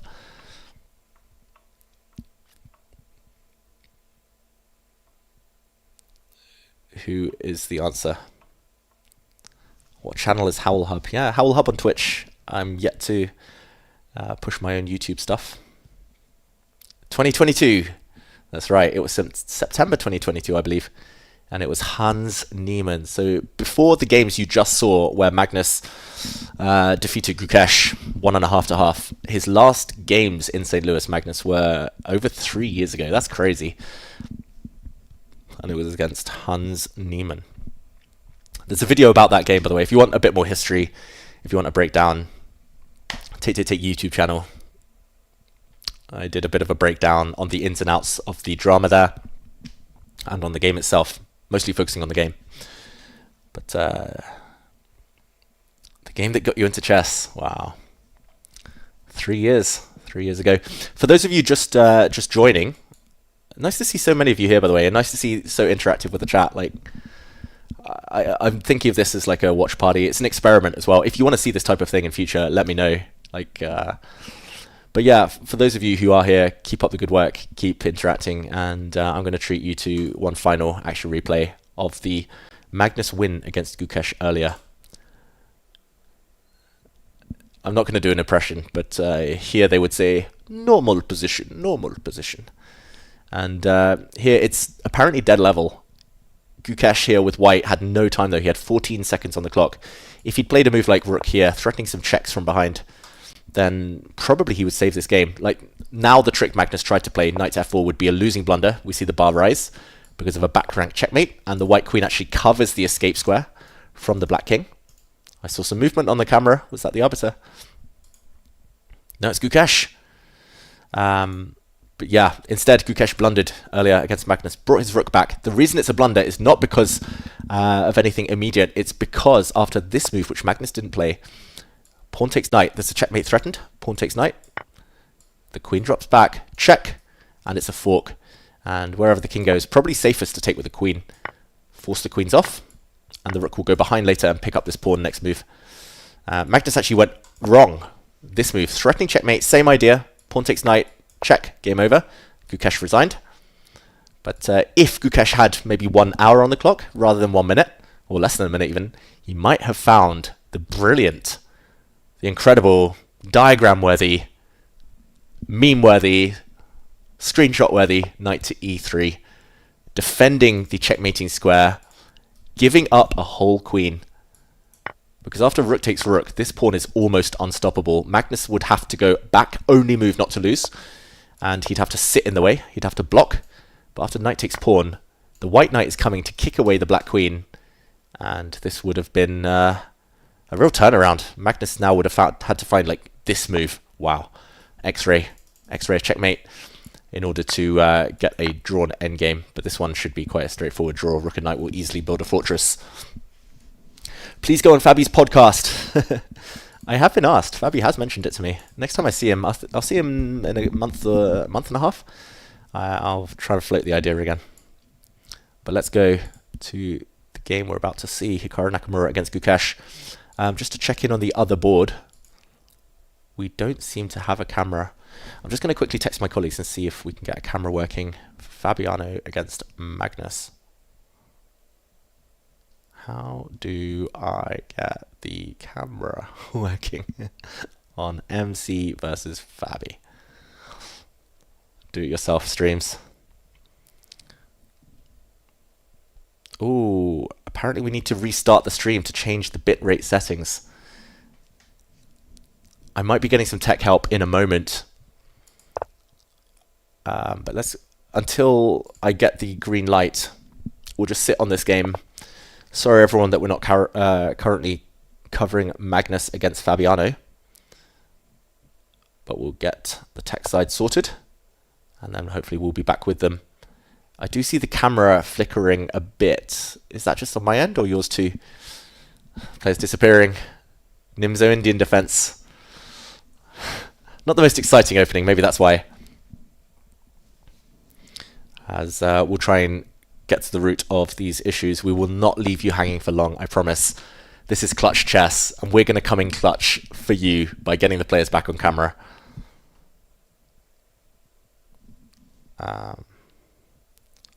Cam die. Yeah, so yeah, this is a Nimzo Indian defense where quick action replay. Gukesh with the black pieces brings his bishop out to pin the white knight. This has got one of the highest reputations with black. Against d4, Nimzo Indian, super solid, super flexible. All the top players have it in their repertoire. If anyone's looking for a new opening against d4. e3, one of the old main lines, castles. And now here they used to play a bunch of moves. Bishop out to d3, developing. Knight out to e2, developing, protecting the knight, getting ready to challenge the bishop. But bishop to d2 is a bit of a new move, more positional. You don't want to allow doubling of your pawns. Gukesh brings his pawn up and the other pawn up too. So now Hikaru, if he wants, can grab the bishop pair by forcing a trade on this square. Okay, let's see what chatters are saying. Let's out. Is that slang? Is that slang for let's get out of here and restart the stream so we get the cameras going? If so, let me know. Chris Groves, I think Fiona's doing well. I'll see her very shortly. I'll see her in Cape Town for freestyle chess. Will Gukesh throw the king for revenge? Of course, the last time these two met was in Checkmate, USA versus India, and Hikaru picked up the king, launched it into the crowd. I've heard that that king is still like flying through outer space. Like he threw it so hard, Hikaru, that it's still cruising at 500 kilometers an hour. I don't know what I'm saying. Yeah, interesting. I don't think Gukesh will pick up Hikaru's king as revenge. We have some moves in the meantime. The pawn attacked the bishop. Trade, trade. Take, take. The rook moved across. Very calm by Gukesh. This is definitely opening preparation. The knight drops back, covering this square, not allowing black to break. Knight c6. Trying to insist. And rook c1. So Gukesh is definitely going to play this move. And then he's going to try and pile forward in the center. Very interesting. Dave, have you reached out to Gillette for a potential sponsorship? The Dave shave sells itself. I mean, I did have a nice clean shave today, so maybe that's a good idea. I like it.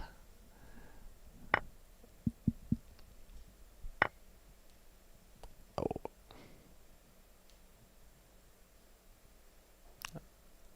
Okay, I'm being told that we might have a pause in proceedings any moment now. This is a very level looking position. This Nimzo Indian. Until this move, Gukesh now potentially with an advantage if he pushes forward. But for those of you at home, thanks for watching for now. Stay where you are. We'll be back in just a few seconds. We're going to restart everything, trying to get the cameras working. We want to see the beautiful faces of Magnus, Hikaru, Gukesh, and Fabi. So see you soon. Don't go anywhere. Back in a sec.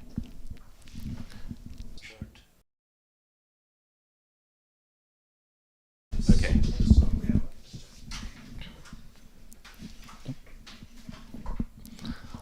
Hello everyone. Just got my wires trapped. There we go. Okay. Let's see whether we are back. Are we back?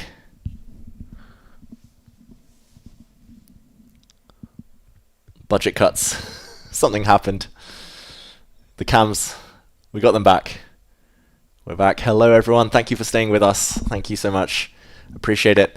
Just to mention, Gukesh has definitely outfoxed Hikaru Nakamura in the opening here. Look at the eval bar.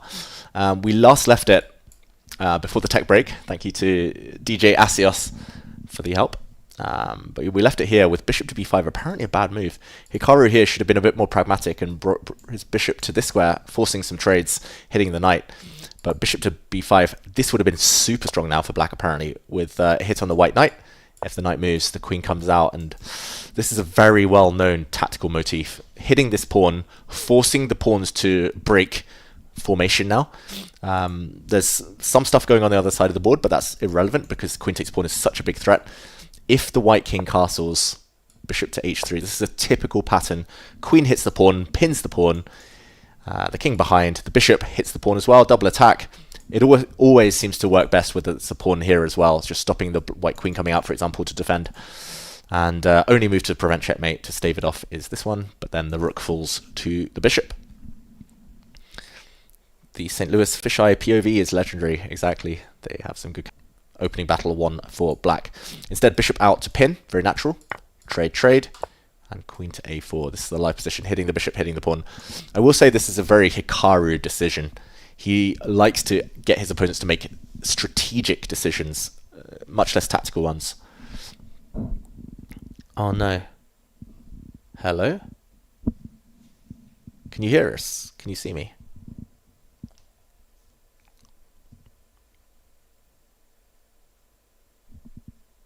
Hello? Okay, apparently it's working fine. Nasty things were happening to the back rank earlier. Nasty things are now happening to the stream, apparently. It's amateur hour here, and it's my bad. It's all on me. I'm sorry, everyone. But yeah, the point was Hikaru likes to make his opponents make these tough decisions. Like, do you take this knight? double your opponent's pawns, but also allow a rook to come and stare at your king? Or do you not, essentially? Do you just defend your bishop, like pawn here? Do you step forward with your pawn? So many decisions. Apparently the stream lagged for 10 seconds, but here we are. We're back. Nasty things. I tempted fate. Commentator's curse. Okay, he hits the knight, which retreats. Now it's a very, I'm going to call it a high responsibility position for Gukesh. Like, long-term, Gukesh is so much worse. Hikaru's going to take that knight back with his rook. Gukesh has potentially a bad bishop stuck on the same color as its central pawn. That normally means it's a bad piece, unless it can somehow snake its way in and sit on a nice supported square. Then the bishop is happy. There's also isolated pawns on this side of the board that are going to just drop off in any endgame. The white knight also has great potential to sit on some nice outposts in the center, dark squared outposts where it can never get challenged. So long term, Hikaru is doing very well. Short term, Hikaru might be struggling though because the king's stuck in the center, cannot castle, because the queen is keeping an eye on this knight. So the king is tied down defending it. So Gukesh needs to be super energetic. The next 5 moves are super critical. Good start, gaining time. Normally, if you have the short-term advantages, but long-term you're struggling with pawn structure, you need to just keep like threat, tempo play, initiative, momentum. Just imagine me when I'm talking non-stop, blah, blah, blah. That's what you got to do on the chessboard when you have a bad pawn structure. You just got to go non-stop, bang, bang, bang. And hope that your opponent doesn't get time to castle, for example. And on the flip side, Hikaru is going to try and castle. He's going to try and plug all the holes, defends this pawn now, defends the knight. One more move, he might castle, and he might just be clearly better with white. So eval bar might say slight advantage for black, but I'm not having none of it right now. This is a very Hikaru-esque position. You want the Magnus game? Is my voice still cutting out? Let me know. We'll try and get the sound fixed. This is the Magnus game in the meantime. I don't think we have the cameras here, alas. Let's see.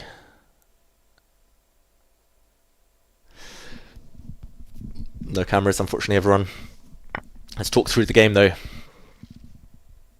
We won't go back to the very start. It looks like it was another King's Indian defense, which Fabiano has been doing a lot lately. He started playing it very regularly in the US Championship. It's currently level material. Black has connect 3, which I like. Black has potential to advance on the king side, which I quite like.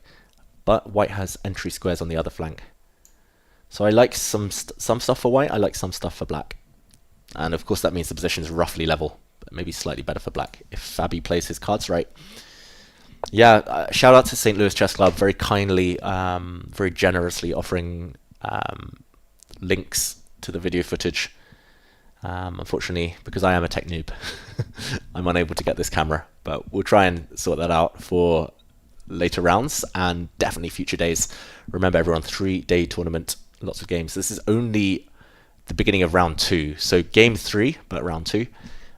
Each player plays each other twice, white, black, every day. So today they all play each other twice, tomorrow they all play each other twice, same on Wednesday. Tomorrow's points count for double, Wednesday's points count for triple. There'll be a lot of tallying up, adding up at the end. I'll leave the maths to bigger brains than mine. But we're going to find who is the biggest champion, who's the biggest clutch player of them all. So, okay, Magnus, he's trying to infiltrate the 7th rank, but he's cutting off all entry points. The knight defends the rook very nicely. The rook is hit. So either you have to retreat, you have to run away, or you're going to be trading off and allowing the black knight back in. Long term here, black has a backward pawn, so you want to strike the base of the pawn chain. So this is going to be Magnus's target. Watch for him to like try and hunt that down long term. Actually, maybe the move I would play is to retreat here. But yeah, in the meantime, watch out for black trying to pawn storm the white king side. The white king's a bit passive. The white bishop's a bit stuck. As I said earlier, bad bishop is always the one that's stuck behind its own pawn chain. Like if your central pawn's on the same square as your bishop, same color as your bishop, then it's a bad bishop, long term. And same for black, like this bishop covers the light squares, the pawns cover the dark squares, therefore it's a good bishop. It complements the pawns. And actually, yeah, I predicted this move, but it wasn't the best one according to the computer. So I was trying to get inside Magnus's head. Luckily, I know Magnus quite well, so I guessed his move correctly. Let's play Guess the Move, everyone. What do you think Black's going to play here? Answers in chat. I'm looking. I guess this one because I came to the conclusion Magnus doesn't want to trade. There's so few pieces as it is still left on this board. He wants to keep an eye on Black's biggest weakness, the Achilles heel, the backward pawn. Okay, so guess the move suggestions.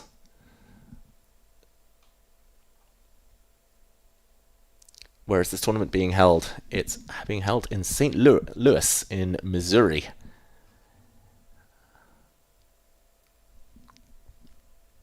The St. Louis Chess Club. Actually, if you type in St. Louis, but spelt out like S-A-I-N-T, if you type in Saint and then L, St. Louis Chess Club comes up first on like YouTube, on everything, on Google. This is a brave move, by the way, Fabiano. Bishop takes pawn. Maybe Magnus should have traded off rooks, by the way. Like, you obviously don't want to take with a pawn and open up your king.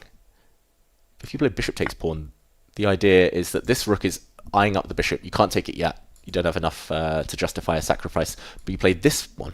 Bishop takes this pawn. Deflection. This pawn is overworked. This actually happened. Live position. Pawn takes bishop. Rook takes bishop. And in the process, in that little transition, the white king got weak. So I said guess the move. Anyone suggest f3? Well done, MJ. Good work. Good work, Isaac, as well. f3. A lot of you suggesting king g7, rook g7, good moves. This is probably one I would have been looking at as well to try and come down the A file, but you found a better one. I was born and raised in Sussex, England. That is correct. Shoreditch, good username, just down the road from me. But okay, this is the live position. I think I'd be slightly uncomfortable with white, you know. It just feels like something's starting to happen around the white king. There's ideas, not yet, of a rook for bishop exchange sacrifice, followed by the black queen coming in. For now, it's impossible because the square's covered. But watch out later. Maybe the queen comes this way later. Maybe the black knight will come in. Maybe black will just slow play it. Move the queen. Or maybe even bring the rook over later, double up. Get the queen out of the way first, somewhere. I think Magnus is uncomfortable. Look at the clock times as well. Computer says he's slightly better, if anything. But under 3 minutes, plays 5 minute 22. Fabi with a great chance here of winning this game. Let's catch up with the chat. Google nailed David's profile to the T. Was that about St. Louis? Or maybe it's just my algorithm. My famous algorithm. Is David the best English player? Well, look it up on the FIDE rating lists. You can decide. Bishop takes a5. Oh, good suggestion from our chat there. I'm assuming you mean bishop takes h5, but same idea. So the bishop is possibly about to drop, so trying to sell it for the highest price possible. If you know you're about to lose a piece anyway, or in a tactical variation that piece is dropping, often it is a good idea to try and sacrifice it. For example, for a pawn, he doesn't play at Magnus, he moves the queen. Now black should probably save the bishop, since this is defended. But great suggestion from our chat. What happens if bishop takes pawn? And the answer is that probably the bishop is captured, so is the black bishop. White has indeed won a pawn, I agree. But now the black queen comes in, and the fact that white won a pawn, it was actually this pawn which ended up capturing and moving out the way. Just that fact alone means that there are open lines towards the white king. Scary, scary. Looking hairy. That is not ending well. And you see the eval bar all on black side. So this isn't the game, folks. This did not happen. But that's why very, very good suggestion from our chat. Thank you so much. Keep the move suggestions coming. I'll keep trying to acknowledge them as they tick in, especially the good moves. But queen to e3 played by Magnus instead. Desperado, that is the name for it, a jellyfish. Correct. A desperado. It was on the tip of my tongue. Desperate Dave. Will I play in the World Cup? Alas, no. I didn't make it this year. I didn't qualify from a tournament, and normally I think I would qualify by rating for the World Cup, but I was inactive, meaning I played less than 30 rated games this past calendar year. So Michael Adams will be, I saw him mentioned there by Nathan, Michael Adams will be representing England, as will Nikita Vityugov. So I believe England will have 2 players, at least, maybe more even, but at least 2 players in the World Cup starting in a few days' time. What ELO is chat? Chat, you tell me. Great question by Take app there. Subscribe, follow, if you're not doing so already. What ELO is chat? Let us know your ratings. 400, 1200, 3400, 1800, 2000, 150, 900, 1400, 420, 69, 2895. Great. Wide range. There's a lot of you in the chat. There's a very wide spectrum of ratings there, which I love. We've all been, at some point in our chess careers, we've all been obsessed with rating. It's the one big defining factor in chess. And I love to see that everyone is represented. Magnus is not playing the World Cup, no. Infinite rating. Do I like the in-betweeners? Yes. Lots of interesting questions coming. Magnus is trying to break through yet again. He's changed his mind. He went back to the 7th rank, supported by his other rook. And now, only now, Fabi plays his king across 1 square. It's always just nice and safer. Like, you want to, like, if you've got a pawn on 6th rank, you normally want to hide, just tuck yourself behind that pawn. For example, if you fianchetto, if you don't have a bishop on a fianchetto square in front of your king on the long diagonal, then you just want to push your pawn forward and push your king forward, cover all the squares. David, pull a Hikaru and become world #1 by farming random players. I would if I could. I'm retired. I'll show both games at once. Okay, this is looking roughly level material. Blocks pawn structure. Let's go to the other game where Gukesh, we actually have the cameras as well. Gukesh looking very stressed. The clocks have turned around. Hikaru's looking very chill. Ooh, camera disappearing. Hikaru, I said you look chill. I didn't want you to disappear. This is still in Black's favor. Not anymore because he has a bad bishop. That's a very good bishop. Bishops are great, by the way, when anchored by pawns. Like, I'm not sure who said it. One of the top players years ago said that a pawn and bishop combo like this is basically worth a rook. But Hikaru now brings his knight back, trying to land a fork. How do you get out of those? Right, the common denominator in that, I was going to say, the common denominator is that black rook. Like, this one hits the queen, the other one hits the other rook, but both of those hit that black rook. So the common denominator was that one. You had to move it out the way. He did. That was actually quite, like, that was a logic problem, if anything. I was talking about this position. So this is a threat hitting that rook and that rook. And I'll do a different color. This was also a threat hitting that rook and that queen. So this rook is the one that's just happens to be the victim in both of those variations. So the rook had to move out of the way. Chess is logic. Now the queen can move, and it wasn't a fork. Like, now this bishop is hit, but that would just be replaced by a super strong pawn. Hikaru's been outplayed here. Like, Gukesh has been a bit slow about it. That's my one concern. Especially that game we talked about with the king throw. I don't have the equivalent to throw in here. My drink throw. That was the equivalent. Hikaru was in big trouble that game. That whole match against Gukesh. There were a couple of draws, then it went down to the last game. But yeah, Hikaru was in huge trouble, and then just managed to turn it around, kind of swindle Gukesh in a way because of the clock. And we all saw Gukesh panic against Magnus, kind of lose on time / resign in the final position when Magnus had just blundered. Will lightning strike twice? And it's a style thing. Like, Magnus and Hikaru, they've both at some point or other had issues with the clock. Magnus, I would say, has been one of the best clock kind of handlers throughout chess history, but there were times when he was getting in a bit of time trouble. Hikaru used to be in time trouble a lot in classical chess especially. But now they're experienced, they're confident, they've learned to trust their instincts. I think Gukesh will get there, but for now he's more trusting calculation than anything. The knight goes back. It's level material, but this bishop is so dominant. Like, it's the perfect anchored bishop. The knight wants to sit on an outpost, though. Gukesh just has to move. Yeah, he's playing very, very well. Like, the moves are perfect by Gukesh. He's now aiming against this pawn, which I think Hikaru is just going to defend with his rook. There's a big but, though, and the but is the clock. Like, he's playing well, but can he handle playing on 15 seconds against Hikaru for the rest of the game? He's got a great bishop, but is there a breakthrough? Like, at some point he's got to switch focus and go for the white king. I think that's the winning recipe. The eval bar says +1 for black.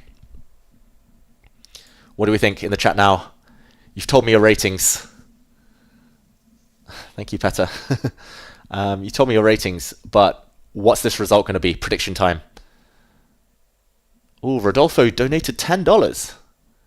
I didn't see that. I didn't have it up. Thank you, Rodolfo. Appreciate you. Can you explain more about the candidates? What players are confirmed? How will they qualify? Who's the bet to win the candidates? Hikaru is almost there. He's got the rating spot in the bag if he just plays a few more games. Hikaru's there. Fabi's guaranteed there. Booked his ticket. He was there on the FIDE circuit by playing enough tournaments and winning enough tournaments in 2024. It looks like Prague is going to be there from 2025, very likely. And Anish Giri is going to be there at the candidates, who won the Grand Swiss. So will Matthias Blumbaum, the German number 2, I believe, who did very well at the Grand Swiss. And there's still 3 places up for grabs. It's all about the World Cup starting in next week, starting in a few days' time. Gukesh is playing well. Thank you, Rodolfo. I hope that answers your questions. My bet to win the candidates is Hikaru Nakamura, so this could be a future World Championship match that we're watching right now. Gukesh, the title holder. This would be a cool clash of generations. Like, if we can't get Magnus to sit back on the throne, or at least fight back for the throne. Whoa, that's crazy, that tactic. X-ray vision. If we can't get Magnus to fight Gukesh, then why not Hikaru?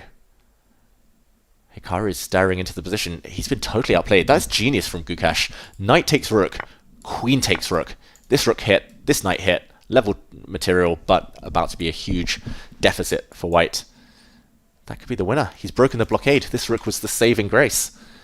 Yeah, it's a redo of the checkmate match. USA versus India. Round 2. Ding, ding.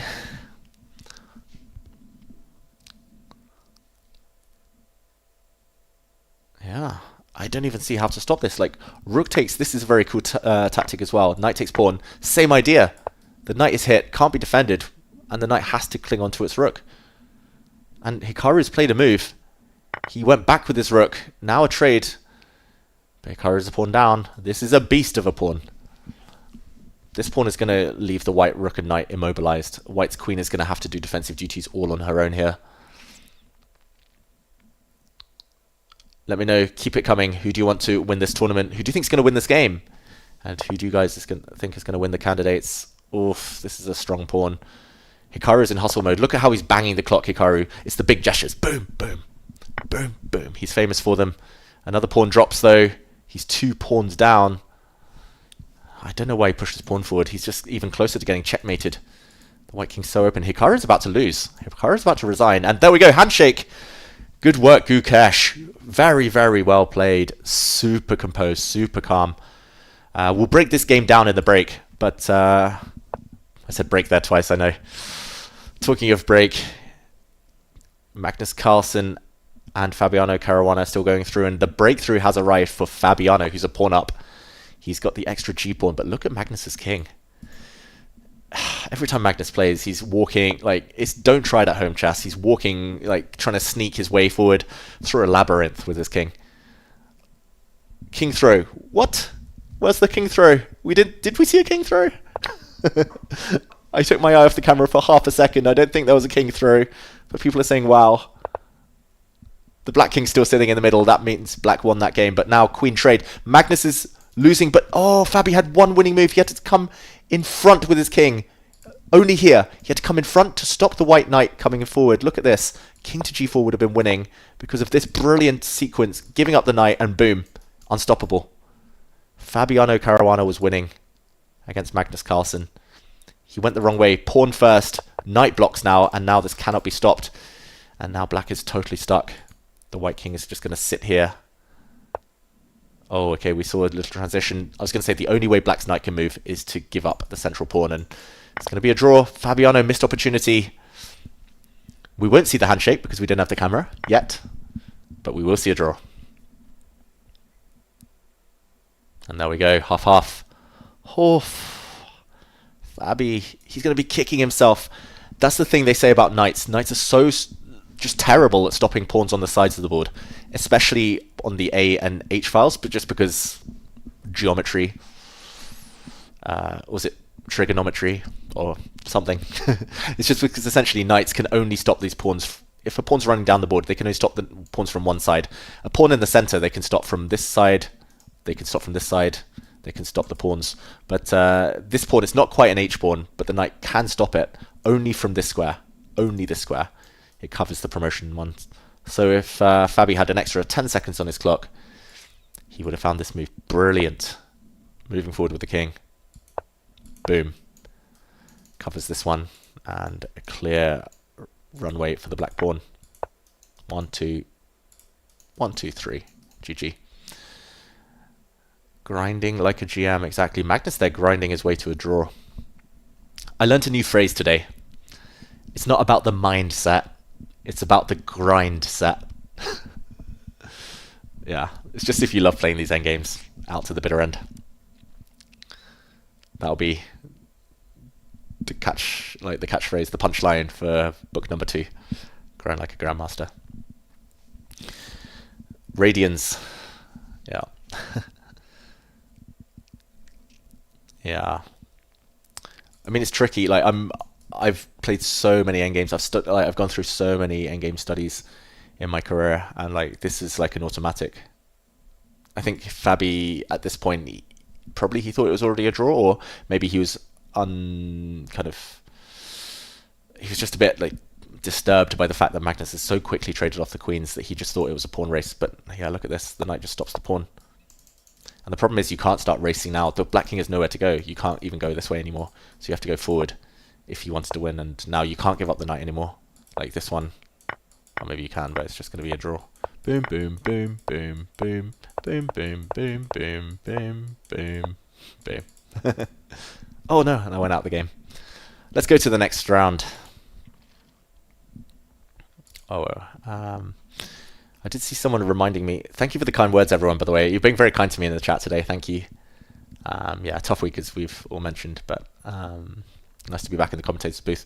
The other game, just to go back, Hikaru resigned in this final position because he's 2 pawns down, and he's just totally immobilized. This pawn is so strong, protected twice, keeps the white rook at bay. The black rook is now coming over to kick away the white queen and eventually deliver checkmate. So, yeah, we'll try and get the current standings up in a bit. Maybe after this round. I saw Rusty Bin is asking for the current standings, but we'll go to those after this next game because that will be the end of round 2. That means 2 of the 3 kind of double headers have taken place. And we'll go again to Gukesh against Hikaru.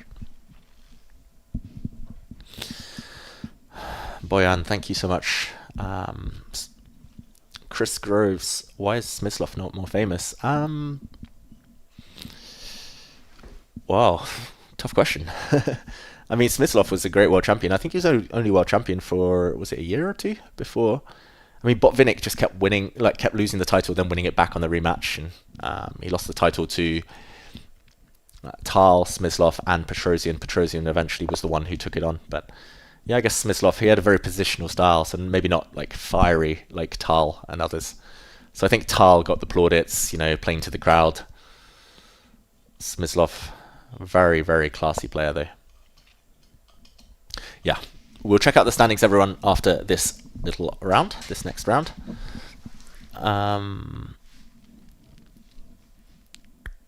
Okay, we see King's Indian attempt, potentially. Hikaru Nakamura nearly never loses with white, by the way, I should mention. So he's gone back to his childhood favourite opening, the King's Indian defence. We mentioned it's marked by this bishop fianchettoing and black like taking a small disadvantage in space, and then later playing for a breakout. But Hikaru nearly never loses with white, so when he's in a must-win situation with black, this is his fallback option. It's a good tip for everyone who asks me, what opening should I play? There's no right or wrong answer. Most openings are equally good. Just depends how well you know them. It's not even how well you know them, you need to know them better than your opponent. And yeah, Hikaru goes for this variation, which I used to play a lot from the white side. Now h3, he's going to give up his bishop. There we go. He's going to drop his knight back now to hit this pawn. Yep, hitting this pawn. Now white normally just defends this pawn. If you push forward, you're voluntarily blocking your own bishop, opening up the opponent's beast as well. So you want to push this pawn forward, and then Hikaru is going to push here. And I've studied this in great detail. I think white is a bit better. But Hikaru needs to take risks because he's in a must-win position.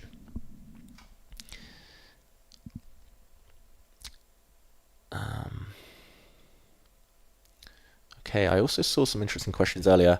When will Bodana overtake me? Or Bodana? Bodana Sivanandan, she's one of the greatest players, one of the greatest talents that England has produced in recent years. She's 10 years old. Last week, she beat a former Women's World Champion, Maria Muzichuk, who's still a very strong grandmaster, around the 2500 mark. There we go, Gukesh plays that move. Hikaru's going to strike in the center now. Yeah, so Bodana, I think she's 10. Give her a few years. Okay, center's blocked. I think she'll overtake me in about 8 years. I don't know. I'm just plucking a number out of the air. But it'll be nice for the young generation to come up in the UK. And yeah, it's nice to see what's happening in India, Uzbekistan, Turkey. There's revolutions happening in the chess world over there. Romania, there's so much money pumped into chess, resources. It's taken seriously as a sport in these countries. Poland, there's others. US, of course.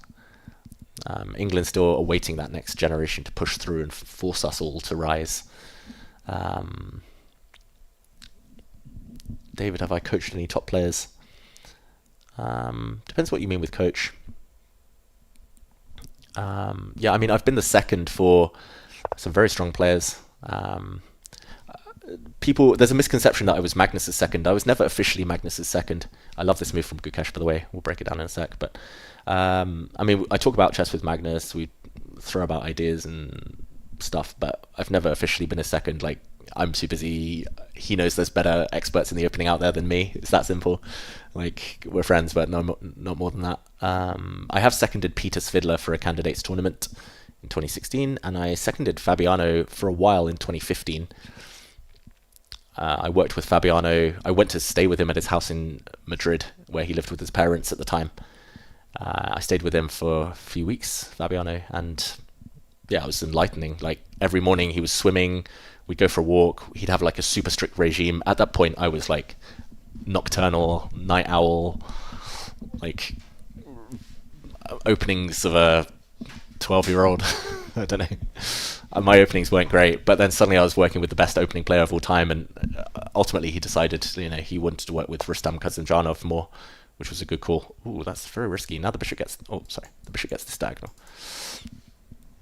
But yeah, so I have coached some players as well to get GM norms. I coached a youngster who got a GM norm.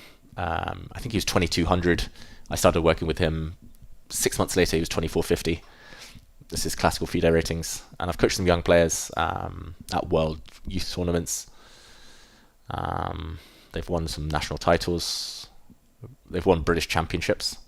Some of the players I've coached. But yeah, it's like a passion of mine, but not something... It's a bit like, yeah, with Daniel Naroditsky. Like, he was so passionate about teaching. I'm a bit the same, but there's always a lot of other things going on, and maybe someday I'll focus fully on that. Coach Levy for GM? Maybe. If he approaches me, I'll happily step in. Look at Gukesh bringing his bishop out. Just to point out, so this position, f5, this is a very typical King's Indian break. So black has pawns on the dark squares. Black actually misses his light squared bishop. That's why I don't like this from the black side. Hikaru trades off his better bishop. He's left with a bishop which stares at its own pawns, which I never really fully understood. But yeah, you can only take advantage of this in a few ways. And for white, it's all about your bishop. A bad bishop for now but could become very good. And by pushing this one forward, he's basically saying, look, I'm going to actually undermine you on the king side. Normally black plays on the king side in the king's Indian defense. This time it's white. And the normal move is to come here with the knight. And yeah, I've been studying this over time, and bishop here is an interesting move. King stepping forward, pawn forward. But okay, Hikaru went his own way, pushed this one. And now the downside is, I was expecting this bishop move from Gukesh, but g4 instead. Blocking, and wow, g5 from Hikaru. I'm very surprised he didn't try to hit this pawn.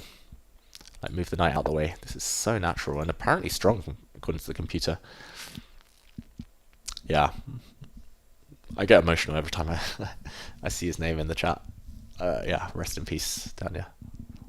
I was talking about my memories with him earlier. Like, I mean, it's nice to see the King's Indian defense played. For example, in this game, Fabiano's played the King's Indian defense. Like, yeah, I mean, that was one of Dania's favorite openings. Yeah, I mean, other funny stories like yeah, like last year, for example, I was playing the British Championships, and I lost a very painful game to Shreyas Royal, who's England's youngest grandmaster now, and that night I couldn't sleep. Like, I tried, I couldn't get my head off the chess, so I ended up going on chess.com and played a few games, and yeah, after a while, I got a challenge from Dania, and we ended up playing for like 8 hours. I barely slept, but during the games, like, he messaged me. He was like, "Hey, man, I saw you lost today in the British, but keep your head up. You're such a good player. You're a legend. You can still do this." And then he called me, and we had a call. It was like 3 a.m. British time. We were talking on the phone while playing this blitz match against each other. He was destroying me. Like, he flagged me more times than I care to remember, but I mean, yeah, he was cracking jokes though and cheering me up so much, and then I bounced back with a win the next day, like, even though I barely slept. So, like, he took it upon himself to cheer me up. He didn't have to. Like, we were just playing blitz. Like, he loved blitz, I love blitz.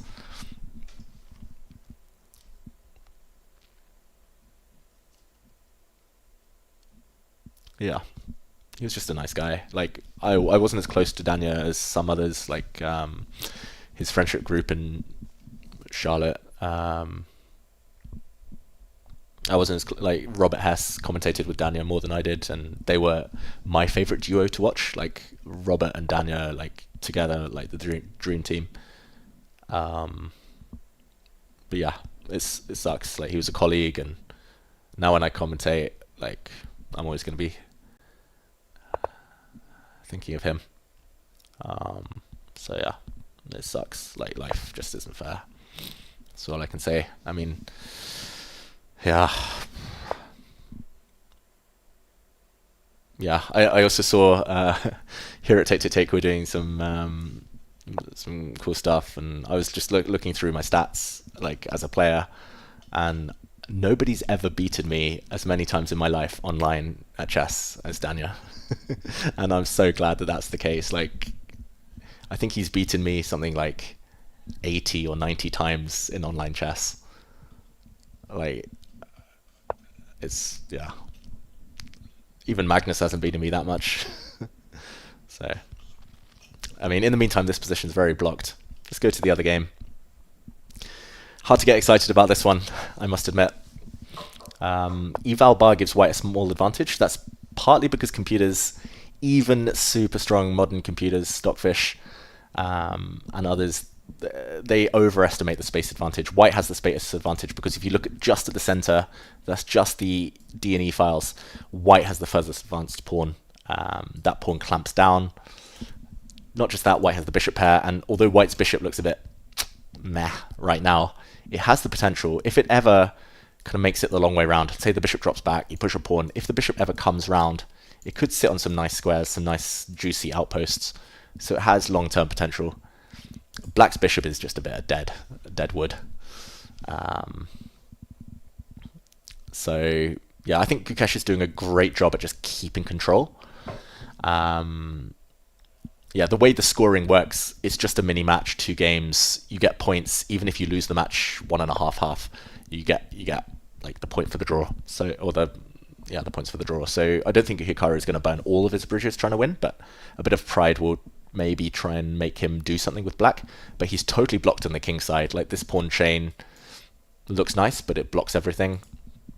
The other side of the board is only white with a pawn break. Only white can have a breakout like this.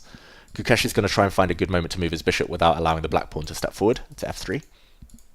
When he moves his bishop, locks things up, then he can start preparing this pawn break, Gukesh, but it's a long battle ahead. We're going to be here for a long, long time. So let's bounce over to the other one for now. Don't have a camera, unfortunately. Makes me sad. But yeah, this looks like a very Magnus type of position. Normally Magnus would be on the white side of these, but almost symmetrical pawn structure. Only difference really is that white has a very far advanced pawn and a nice outposted knight. Black, on the other hand, has the open d-file under lock and key for now. Okay, we did some trivia questions earlier. What do we think Black's best move is according to the computer here? Oh no, I was going to say you have 10 seconds before Magnus moves. He plays the best move. Yeah. This is a Danya move as well. This is the type of move Danya plays. Like, Danya had a great positional understanding. I mean, that's why he was such a strong player. Blitz, classical, everything, Danya. But he was never afraid of being dynamic, and he would change the pace of a conversation, of commentary. Like, he spots tactics so quick. In his chess as well, changed the pace. It looked really positional, slow, boring. But suddenly, I mean, if I was commentating with Danya, he would have been like, David, check this out. G5, G4. Kicking away the knight. Trying to open some lines. The white king is a bit outnumbered. There's 2 black knights around it. Only 1 knight to defend. The white queen as well, like, I joke around sometimes and I call it when a king and queen are divorced. But it's like when they're separated, it's like the sea has opened up and parted between them. The d-file cuts the board in half. The white king's on one side. The white queen's on the other side. That is always the trigger to go on an attack. So g5, beautiful.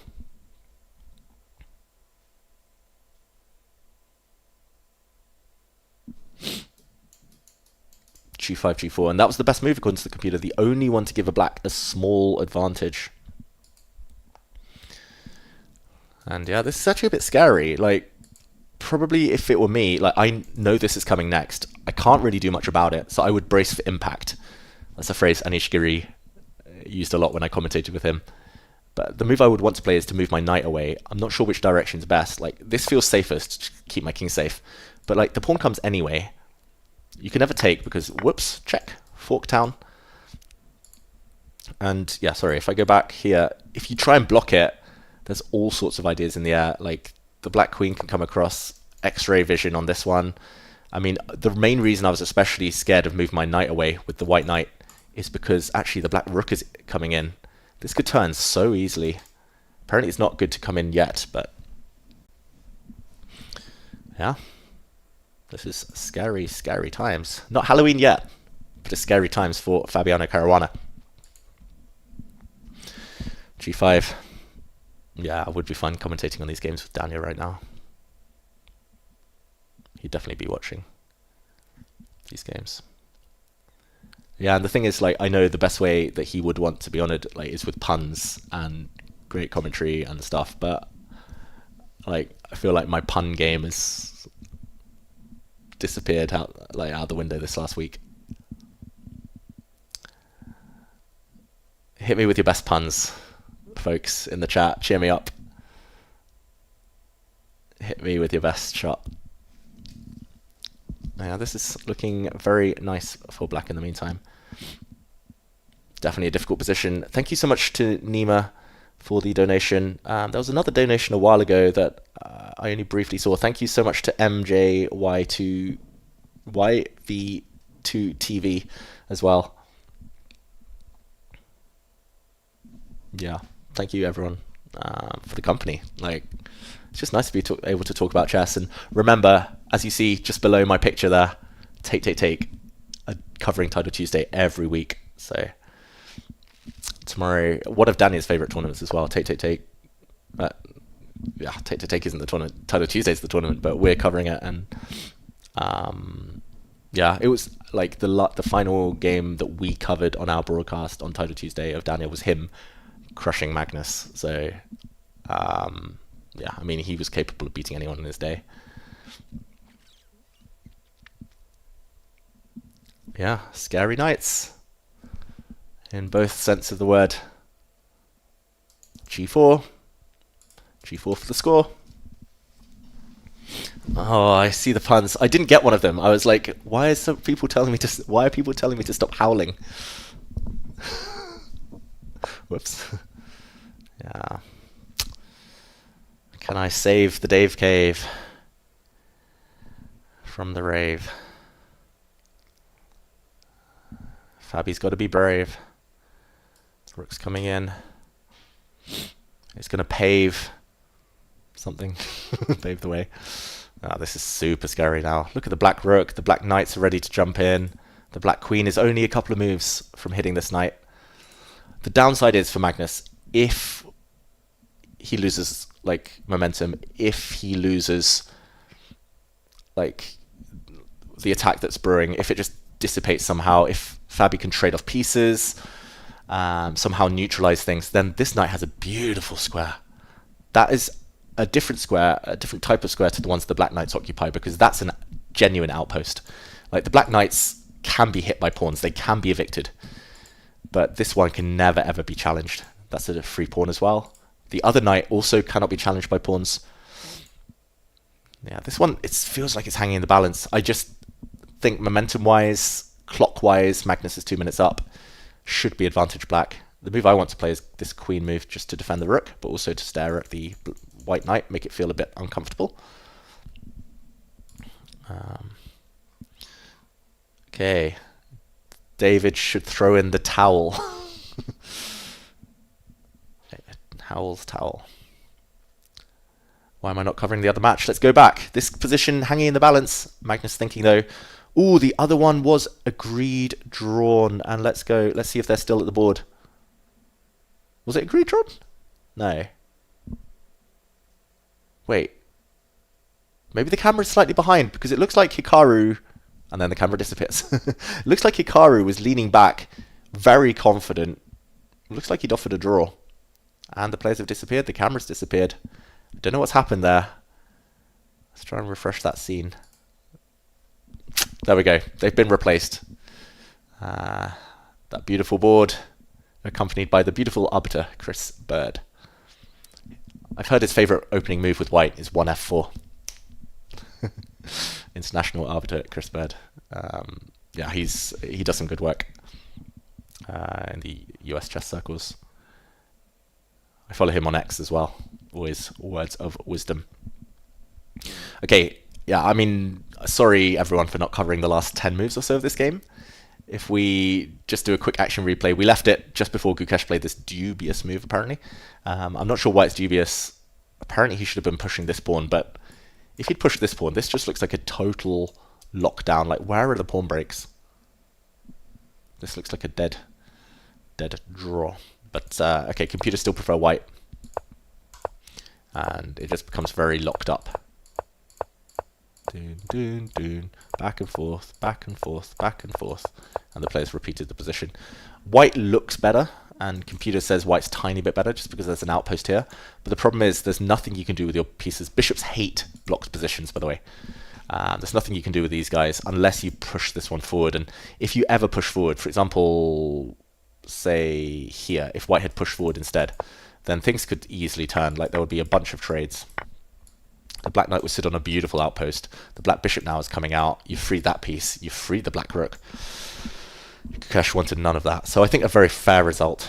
Hikaru is not going to be happy, but Gukesh is going to be happy, defeating his elder rival 1.5-half. Now full focus on the two C's. Carlsen and Caruana. Okay, the white knight's made it in. Boom, boom, boom. Tower of Terror, the triple stack. Danya the D-pawn, exactly. Write a chess book for us, please. I've already got one. Grind Like a Grandmaster. Available at all good bookshops. I'm definitely going to do one of my own though. It was great working on that one with Magnus, co-authoring it, but I'm ready for my own book. Tell me what you want to see. Yeah, just horsing around. Oh, Daniel would be proud of that one. These knights are just horsing around. Giddy up. Okay, big moment now. Fabiano, he's turned the tables apparently. Look at the eval bar. It's risen slightly in White's favour. Not significant, but enough to make a difference. And that's because in this moment he has apparently a very strong move, and it's very, very time sensitive. Like, it's an opportune moment to just block things. Push the white pawn forward and say, block. I'm blocking you. Nearly said something that sounded dirty there. But next move, the other pawn will step forward and kick away this knight. And black doesn't have time for this. This is a cool check, by the way. Because if the pawn takes, then knight check, and whoops, the knights are running wild. The horsemen of the apocalypse here. That is game over. But importantly, the rook can take and cover this check. White's now totally winning when the rook comes up. So this is the only moment to do it. And he's played it. Fabiano Caruana. He's better against Magnus suddenly. And this is what I said. If Magnus's attack dries up, runs out, like if the steam is taken out of his... I'm going to mix all the metaphors here. If the wind is taken out of his sails, then momentum white suddenly. This queen is very, very menacing, keeping the black queen paralyzed. She actually has no safe squares. She has to stay where she is defending this one. The black knights are about to get destabilized. The white knights are beautiful, can't be touched. Magnus has been outplayed. Chessy or Chessima, I'm not sure what the name is there, but either way, Magnus probably going to draw, right? I don't know. Fabi's looked in good shape. Yes, he lost the second game to Hikaru. That was a draw 1-1. Yes, he let Magnus off the hook in the previous game. Fabi had one winning move for those of you who were with us. It was a draw in the end. I don't know, it feels like Fabi's in great shape. Magnus was okay against Gukesh. Shaky in the first game against Fabi. How do I manage my mental health so good? I don't know if you're asking me that or someone else in chat, but I'm not sure. It's not always been easy. It's a challenge. It's up and down. I think especially as a chess player, like where you're traveling constantly and you're always stuck in your own head during games, during tournaments. It's tough, but the main thing is having a good friendship group around. And yeah, even then it's tough. You guys are going to make me cry again. Yeah. I'm just very lucky to be here with all of you following these games. The knight comes back. I think that might be a threat, you know. Ooh, g3 check. Magnus has actually just played the move that I was saying was impossible. One move previously. Rook takes pawn happened. There was a threat of check. The other knight's dropped back now, hitting this rook. And if this rook moves, then there's this knight check, knight fork, and black takes control again. So where is this rook going? Oh dear. Computer says it's winning for Fabi now, but this rook is almost trapped. Like the move you definitely don't want to play. Whoops. Mouse slip. Checkmate in one. Boop. That would be a self-mate and a half. He's actually given up material by bringing his queen across Fabi. He didn't want to allow the check. He even feels that that rook is worth more. Like, it's better to give up that rook than to allow any check. And yeah, there we go. It was a counterattack after all. Queen e2, beautiful double attack. Well, I say double attack. It wasn't actually hitting this knight. Whoops. But anyway, Magnus felt he had nothing better. This square's covered, most importantly. So if the rook had gone somewhere else, now... Oof, I was going to say the rook can move, and white is just winning, but this is even stronger. Hitting the rook, threatening a check. If you take the rook now, whoops. Checkmate. Oof, Fabi's on fire. So knight takes rook, queen takes rook, knight takes pawn. Fabiano had a winning move here, apparently. I just saw the bar. Look at this. Queen c2. Ooh, the bar collapses. And Magnus is not alive anymore. Magnus blunders back. The game hasn't been annotated yet. We're going to see the double question marks appear, but The player's blundering. This actually traps the black knight because knight takes pawn. The only safe square, by the way, knight takes pawn, allows... Oh, I was going to say... Queen c2 maybe, but this move's maybe even stronger. Threatening this pawn. Fabi was winning. Instead, let's catch up with the game. Queen slides, hitting the white knight, which retreats. Pin. Queen across. Knight takes pawn, hitting the queen. This is a time scramble and a half. That was a blunder, by the way. Knight to d2 would have won the knight. That was an easy move, actually. Fabi missing it, but pure panic. The pin broken. Knight's defending. Queen's defending. Fabi's still slightly better, but... Let's keep with the live position. Oh, a couple of moves. I'm not going to touch the pieces anymore. Sorry, everyone. Let's look at the clock. Let's keep half an eye on the clock at least. Knight takes pawn. Wow, that looked like a free pawn. It's definitely a dance of the knights. What's this? What's this? It is the 4 horsemen of the apocalypse. There was a checkmate threatened but defended. Wow, it's so tricky when knights are jumping. It's important that the white knight defends the white queen, so there's no tic-tacs, there's no tactics against that. The knight hits this queen, meanwhile, which had to defend its knight, and now, Fabi's threatening this check. Magnus, 3 seconds, 2 seconds, 1 second. Has Magnus... he made that move with not much time on his clock at all. Now, it feels like something strong, but you've got to be careful of some counterattacks. Defended for now. Fabi goes back. The horsemen. The riders of Rohan. They're back. The riders of St. Louis. Suddenly Magnus is a pawn up. What happened there? There was a check and a take. Oh my gosh, Fabi's blown it. Fabi's blown it. Black's just a pawn up, and the knights are perfectly defending each other. Sometimes they call these superfluous knights. Superfluous as in, like, useless. Like, one is unnecessary. One is nice, the other one is just, like, why is it there? But these actually do a good job in this exact position. And, checkmate from behind. We talked about it earlier. I made some accidental innuendo. Nasty stuff happening from behind here, and that is just game over. Wow. Knight check ignored. And check it out. Queen trade. Fabi did very well to survive that checkmate, but black's just a pawn up. Knight endgames are the same as pawn endgames. If you take the knights off the board, how do you evaluate it? Black's a pawn up, winning. Put the knights on the board, same evaluation. That's how to evaluate knight endgames. Of course, a bit more tricky, but Magnus now trying to break up the integrity of the white pawns. Magnus just too good in these endgames as well. Eval Bar says, should be holdable for Fabi. Superfluous knights. Palm tree. Google it, trust me. He blundered by Fabiano. That was a hard judgment call. He wanted to keep the b7 square block so the black knight couldn't come over and win this pawn, so he didn't want to trade, but trading was actually best. And then going hunting for black's pawns. Oops. Yeah, he should have gone hunting for this pawn after trading on a6. Now, Magnus is just winning. What did I say earlier about knights stopping outside past pawns? Magnus knows which pawns to keep. Someone's saying this game is horrendous. I disagree. It's full of tactical, like, nuances, little details.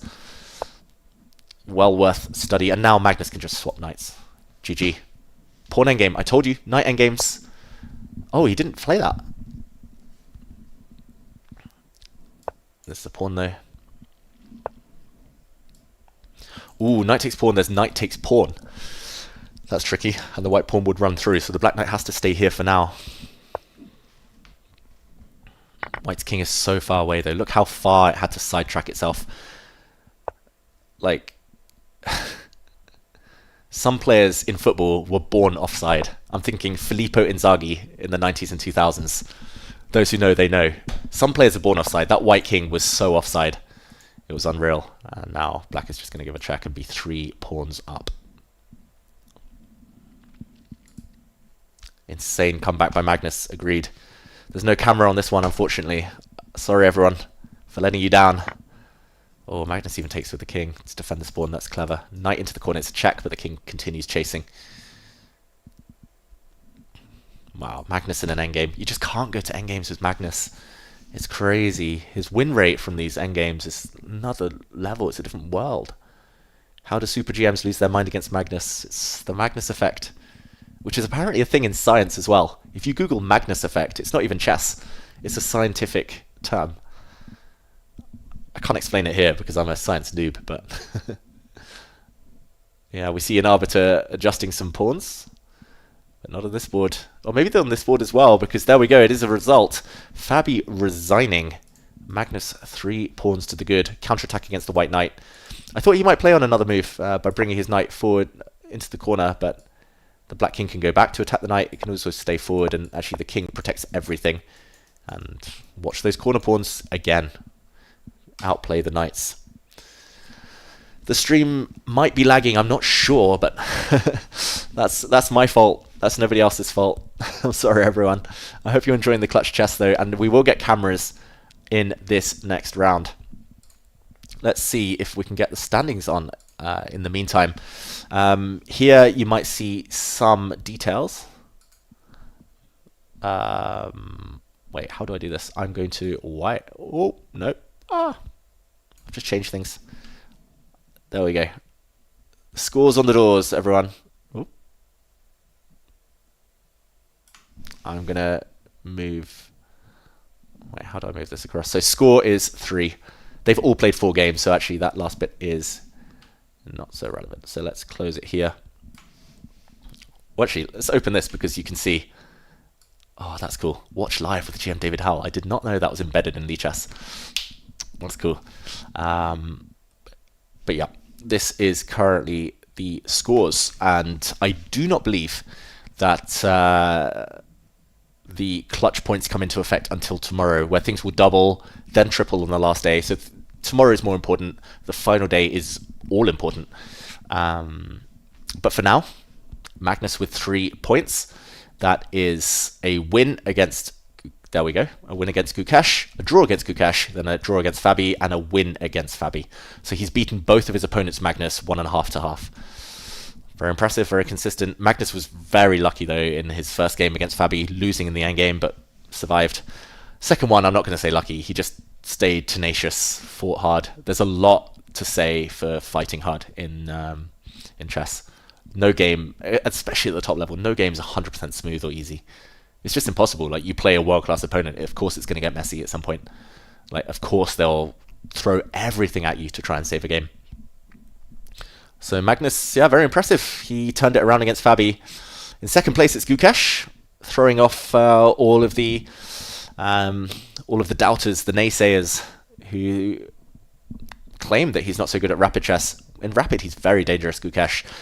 One of the recent Grand Chess Tour events, he broke out of the gates and crushed Magnus, among others, on a really fast start before falling away in the blitz. But rapid chess, Gukesh, I think, suits all of his strengths. So he's in second right now. He lost to Magnus, 1.5 half. Bit unlucky, maybe. But then defeated Hikaru very deservedly. And then we have Fabiano on 1.5. He traded blows with Hikaru and then drew 1 against Magnus. And same for Hikaru, traded blows with Fabi. And only half against Gukesh. In the next round, starting shortly, it will be Magnus Carlsen against Hikaru Nakamura. I'm hoping we get the cameras to that one. That would be very cool. We don't have the cameras to the other one yet, so yeah, we'll stay on the camera for now. I'll stay on the other scene. Wait, where's the camera? The camera's gone again. There we go. And now's your time to ask me some questions. Bathroom breaks are overrated, right?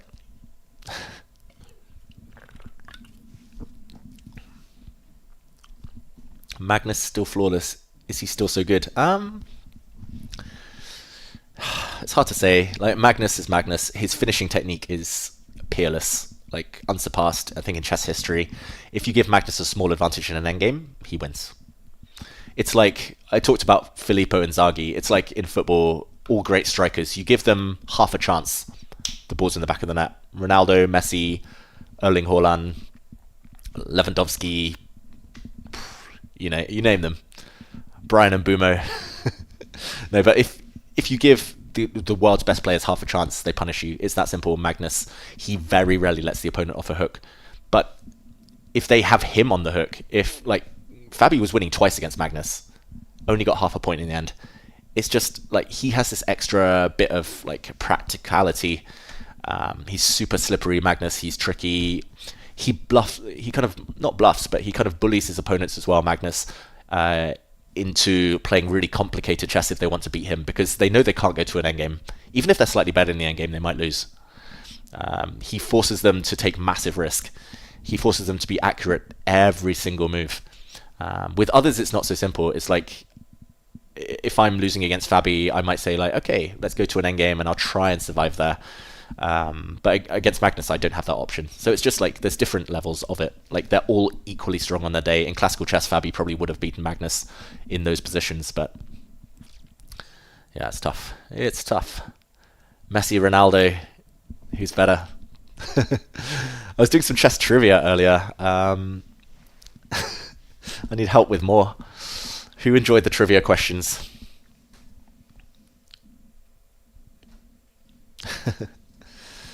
Okay, now is the time to catch up in the chat while we keep these scores in front of us. David can cook Hikaru in his prime. Nope. Hikaru is... I've played Hikaru many times. I think like 7 or 8 classical games. He's only won 1 against me out of those 7 or 8 games, but I've won none. Lots of draws. So, will I be traveling to Goa for the FIDE World Cup, David? No, unfortunately not.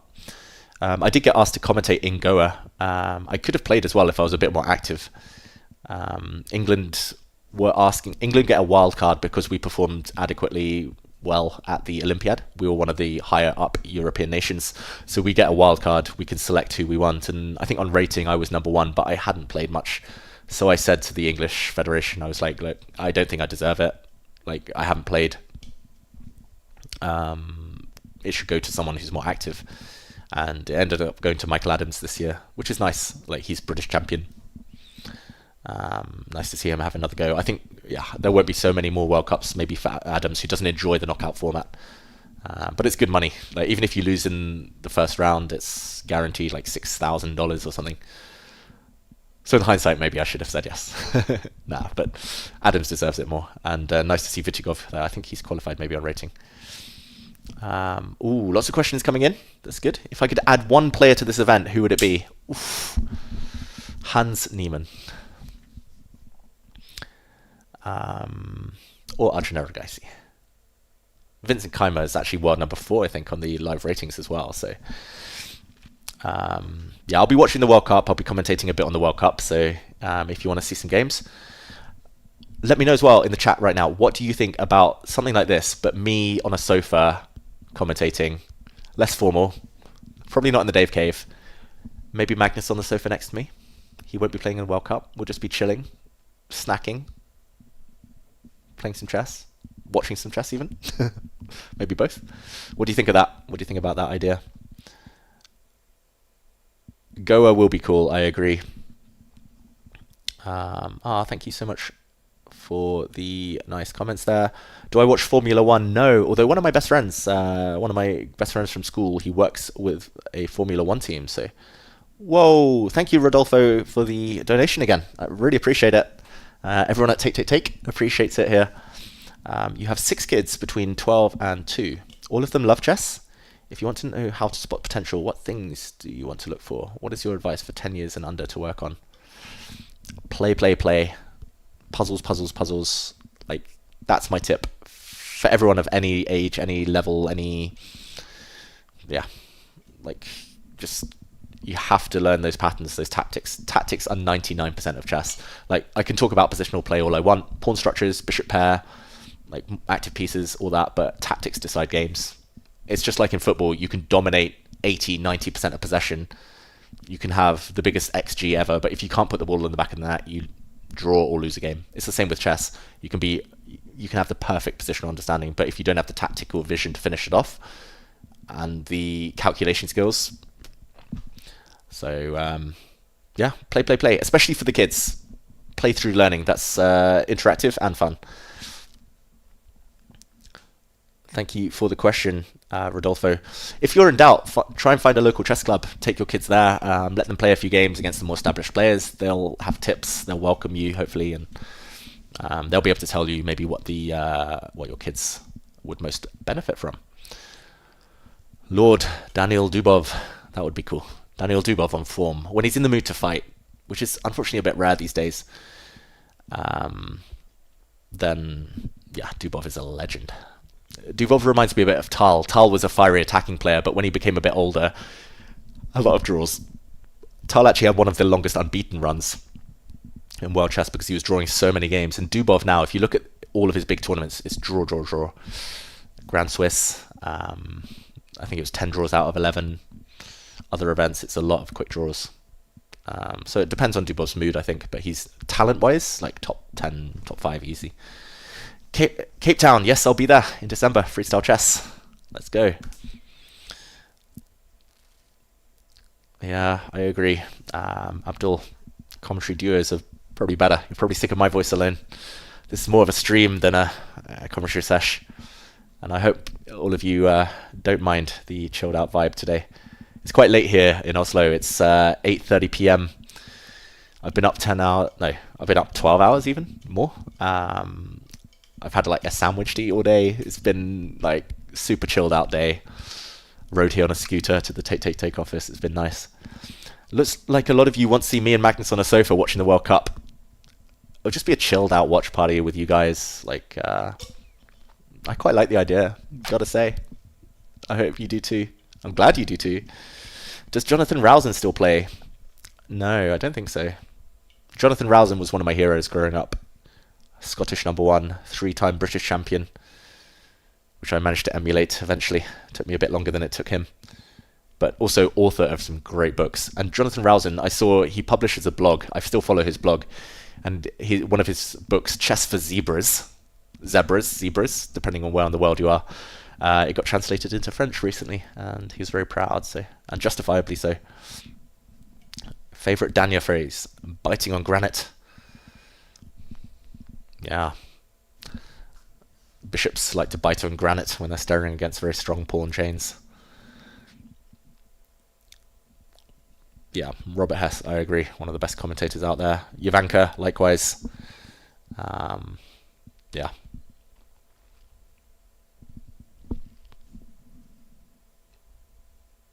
Get myself a sirloin steak. Maybe as a treat. We've got one more round to go. Someone was asking me how long the break is. The truth is that I don't know. If we look at the overview... if we look here... all the information I have starts after round 2. Which is very helpful. How long after round 2? I'm not sure.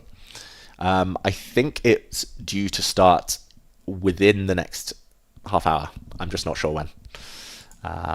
Here we see, just for those of you wondering earlier, more questions that I can finally answer. Yeah, a lot of you were asking where this is taking place. It's in St. Louis in Missouri at the Central West End. I've been there myself. It's at the St. Louis Chess Club, which is a beautiful place. Hikaru is taking a seat. We're definitely starting soon.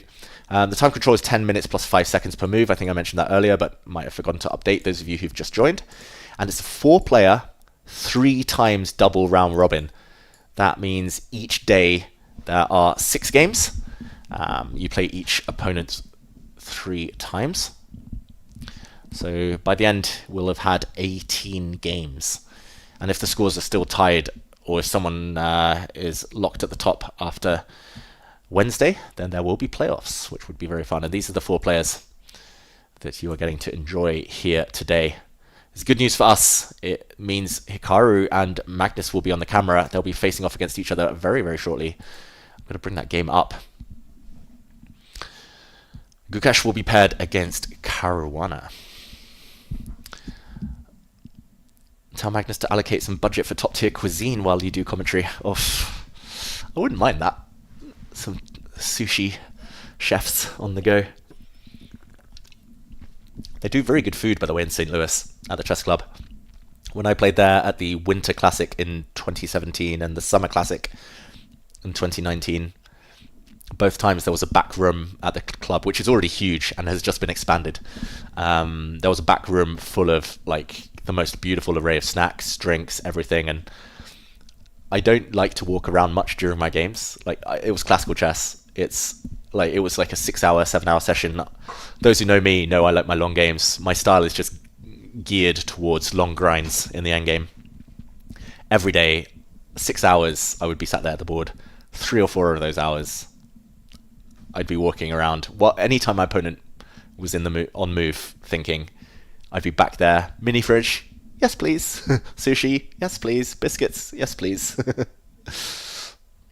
Yeah, so food is very important, like, for a chess player. Like, I've never seen anyone hydrate as much as Magnus Carlsen. For those of you who watched Taru Tuesday here on Take or on Magnus's stream, you know he's like there with the water vase, like the chemical, I don't know what you call them, the massive pots, yeah, with the glasses. He's just downing the water by the gallon, and it helps him. Anytime I get a headache, my girlfriend's like, wait, why haven't you, like, is it because you haven't drunk enough water today? And I'm always like, yeah, wait, you're right, I haven't drunk water. And then as soon as I drink water, I'm like, wait, headache's gone, I feel fresh. It's underrated. Like all sports nowadays have like nutritionists. Is that the word?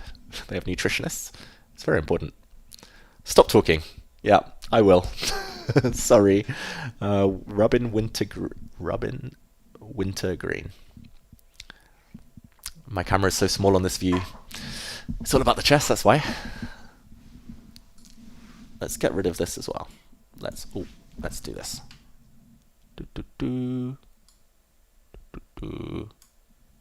No, what did I do there? Wait, let's do this. Cutting the board. Do you want me bigger? Do you want me smaller? Do you want the board bigger? Let me know, everyone.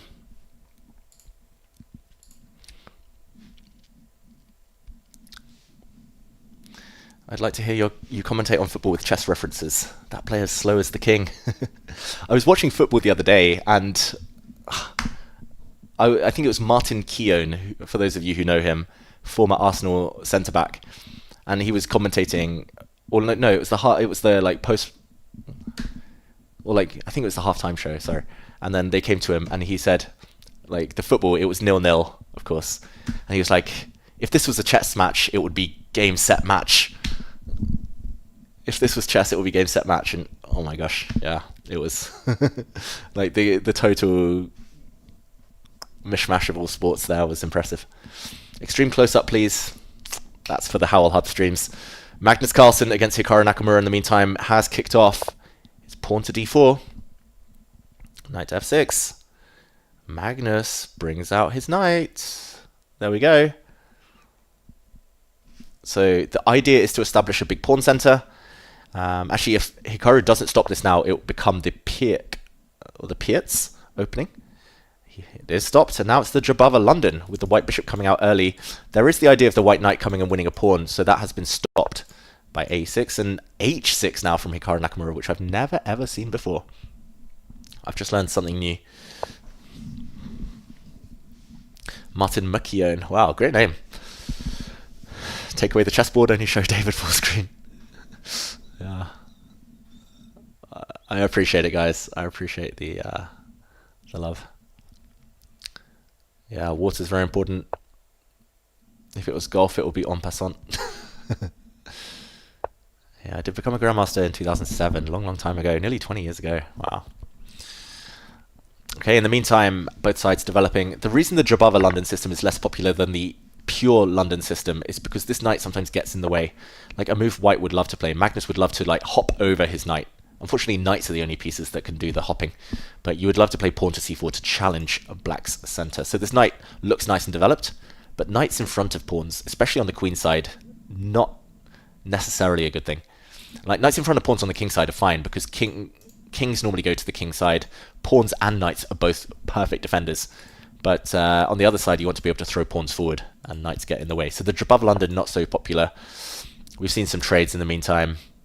Hikaru has played these two early moves, but other than that, like he's clearly done his prep, and I don't think this suits Magnus' style, this opening.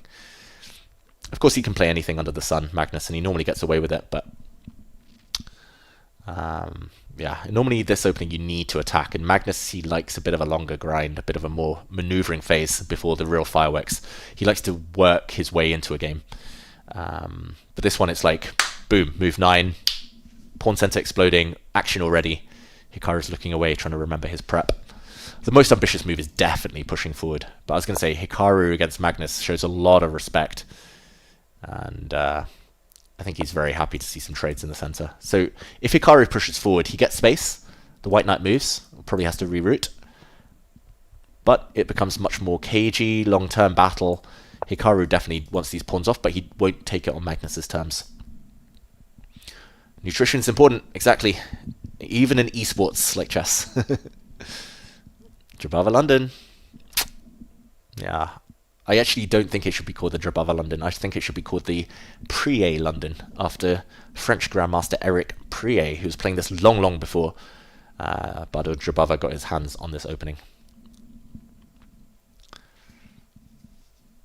Yeah, you think back to the Van Nistelrooy penalty when you hear Martin. Yeah, that was a fateful day. I was watching that live from Greece, from the European Youth Championships in 2003 or 4, around there.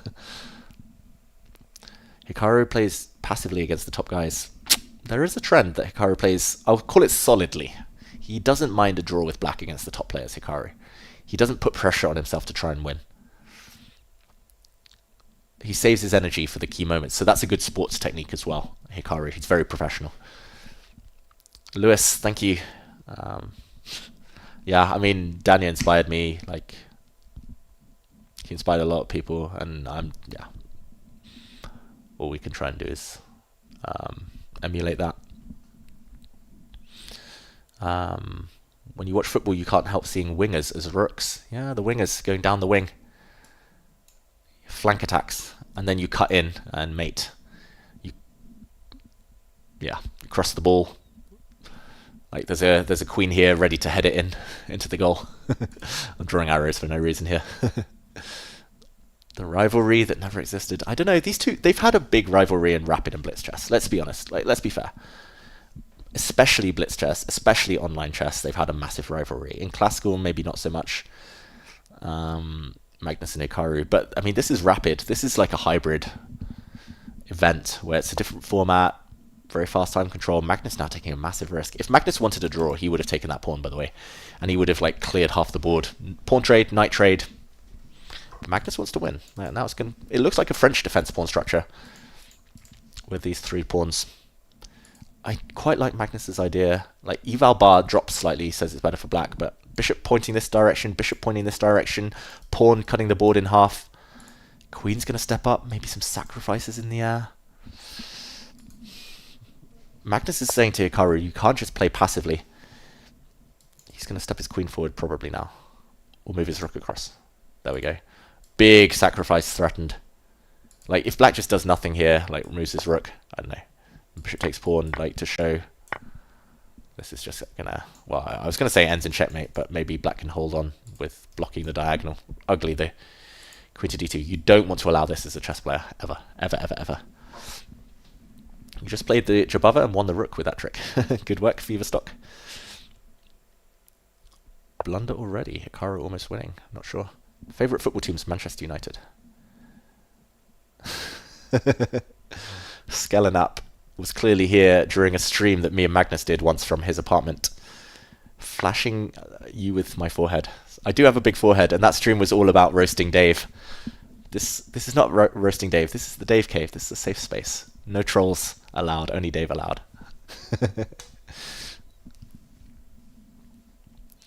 Yeah, Daniel. Yeah, playing. I hope he's playing Blitz with Fischer and Tal right now. That would be amazing. Okay, there's been a trade of pawns. So they do say you don't normally want to touch pawns in front of your own king, especially if you're being attacked on that side. But the one exception is this type of move, maybe only with f-pawns, when you have a rook to support and other pieces that will benefit from the liberation, the space you gain. So take. I'm expecting queen takes. Looks most natural. Hikaru possibly contemplating taking with a rook, because there's always this idea. The bishop isn't threatened now. It's kind of. He takes with the queen, but I was going to say, the one thing that made him pause is this type of sacrifice. Rook takes knight, thematic exchange sacrifice, wrecking the pawn structure, and now you come forward with your knight. And this is a very scary type of idea, but Hikaru doesn't like to sacrifice against the top players anymore. He did when he was young, not anymore. So instead, he takes with the queen. There's no right or wrong there, by the way. All those moves, roughly the same evaluation. The bar barely blinked. Let's catch up with the chat. Messi or Ronaldo? I was a United fan, so I've seen a lot of Ronaldo, less of Messi. Hikaru trying to trade knights. Do I laugh like Vince in Dexter? I'm watching Dexter right now, actually. I just started. I've been binging the first few seasons. Greetings from Slovenia. Nice. Benjamin Šeško. Early days. Hopefully he comes good at United. He looks like a good player. On paper, he's the full package. Just like these two in front of us, Magnus and Hikaru, on paper, they've got like almost zero weaknesses. I would say Magnus, it's only occasionally he gets carried away trying to create art, and then he forgets about his own king safety. He's a bit like, he really wants to win in style, so he sometimes takes some risks. The only time you can get him, though, is attacking him. Kind of ganging up on his king with your pieces. Hikaru, the only small weakness maybe is he plays a bit passively against the very elite. And then he tries to like contort. He's like, yeah, you know, in the circus, those contortionists like trying to wiggle their way out, and he's very, very good at that. He's yeah, one of the best defenders in history, I think, Hikaru Nakamura. But sometimes he relies on it a bit too much.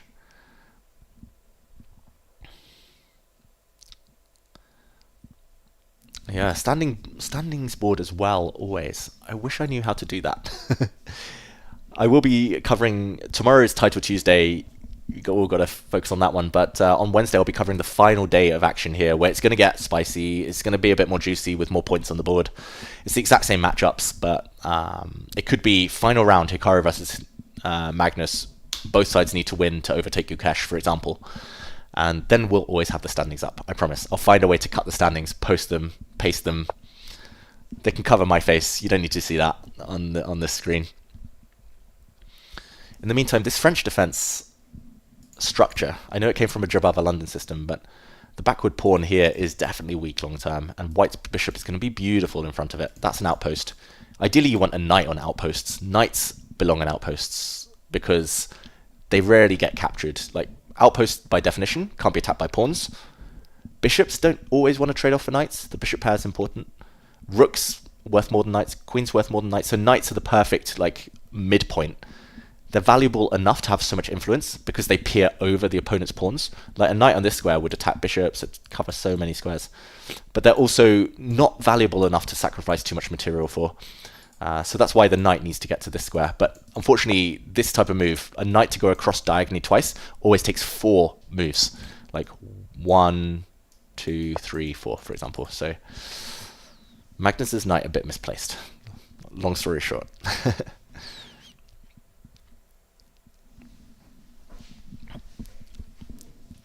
Okay. Who wants another trivia question? Say yes in the chat if you do, and I'll think of one.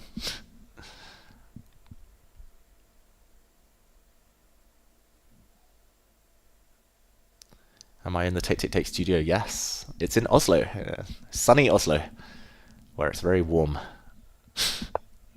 No, summertime's over here. Winter's kicking in. Look at this bishop. Beautiful, beautiful.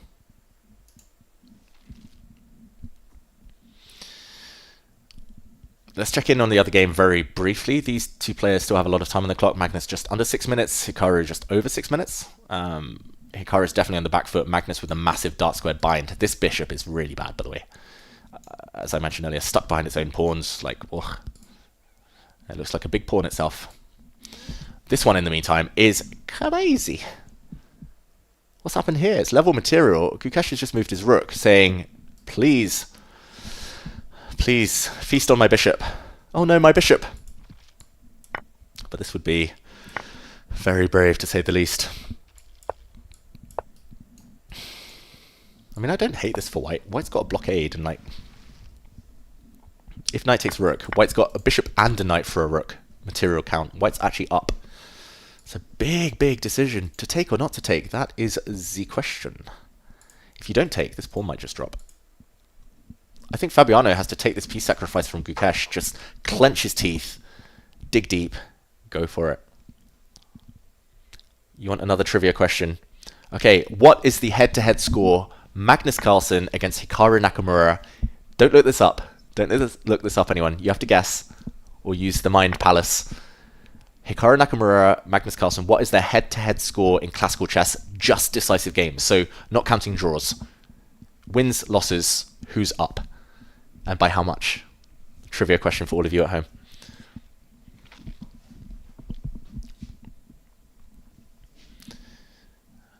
Magnus will not be playing Title Tuesday tomorrow. Nope. But it's still going to be a fun one. I hear rumours Hans Niemann will be back. Okay. I see a lot of guesses. Wow, you're very quick with the trivia, everyone. You seem to just know more about chess than I give credit for, probably. Wow, there's a lot of guesses. It's not 100 to 100. That would be a lot of hours spent sitting opposite each other if they played more than 200 classical games against each other. I believe it's 14-1. That's correct. So those of you saying 14-1, Magnus, as far as I know, has defeated Hikaru 14 times in classical chess. He's only lost once. Pretty crazy at this level. Okay, this is the Caruana Gukesh game. Fabi should just take this bishop. It's just a knight. It's a scary knight to allow into your position, but you get a bishop in return. If you're getting attacked, the general wisdom is that you might as well suffer for something. You might as well take a piece and then defend, or you might as well snatch a pawn or better pawn structure or a passed pawn in the endgame and then just cling on, and then your extra material or your passed pawn or whatever, they'll decide the game if you defend and survive.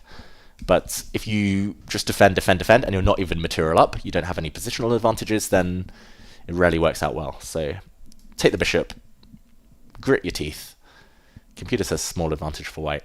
Fabiano's doing well, but key moment. And he's in the tank. Oh, he takes it. Oh, check. Back. Queen's out. Oh, watch out. That's a checkmate idea. Fabi needs to be careful. Yeah, I'll try and get their cam, but I just think it's still not working, unfortunately. This whole day, this one cam hasn't been working, but there's luckily 2 days left of the event, so we'll get the other boards on the camera next time. Promise. Promise, everyone. Promise. A Howell always keeps their promises. I don't know. I always pay my debts and keep my promises. So I think you've got to watch out for this. And the checkmate squares this one. So it looks like if you bring your knight out and put it on this square. Oh, according to the eval bar, that wasn't a good suggestion from me, but I would want to cover this square so when a check lands... Ooh. I was going to say you can move, but whoops, watch out. Sniper. Yeah, okay, this is not so easy. Queen out. Very interesting play by Gukesh. He just wants to check this white king into oblivion. We'll come back. We'll update ourselves on this board later. But let's go back to Hikaru against Magnus, where we have the beautiful cameras, as Magnus looks like he's watching the other game. Focus, Magnus. No, we've all been there. The top players, they have wandering eyes. They like to look at other boards. They like to see what's going on. They just have a thirst for knowledge, these top players. Magnus, meanwhile, disappearing there. As we see Hikaru, he's done what we mentioned earlier. He's braced for impact. That means he understands Magnus wants to break through. Magnus is building that up now. But he's kind of defended that square, over-defended that square. Queen, rook, bishop, pawn, everything's ganged up on that square. And apparently black's better for the first time in this game. Slightly. You can kind of play around this bishop. This bishop looks all-powerful, but doesn't actually threaten much like concrete. Biting on granite. It's not really biting on anything, that's the problem for the bishop. It's like, this is not granite, but it's, I don't know, it's decent, like decently supported cement here. I would definitely try to look at this rook. This bishop I said was bad, but he's made it quite good, Hikaru. Later on he can try to enter here. Interesting position. Very, very balanced. Anything can happen still. All the cliches.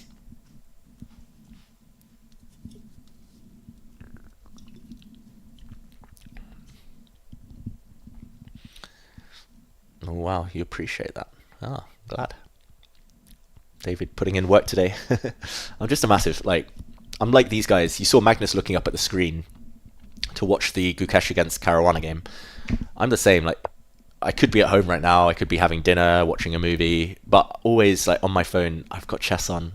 I'm watching chess. I need to stay updated with the results, with the tactics. I write for a newspaper in England, and every week I have to do a game, a puzzle. I'm always looking at these games. I'm like, oh, would that make a good puzzle? Would that make a good spot the move winning idea? Would that be a good game to break down, instructive, newsworthy?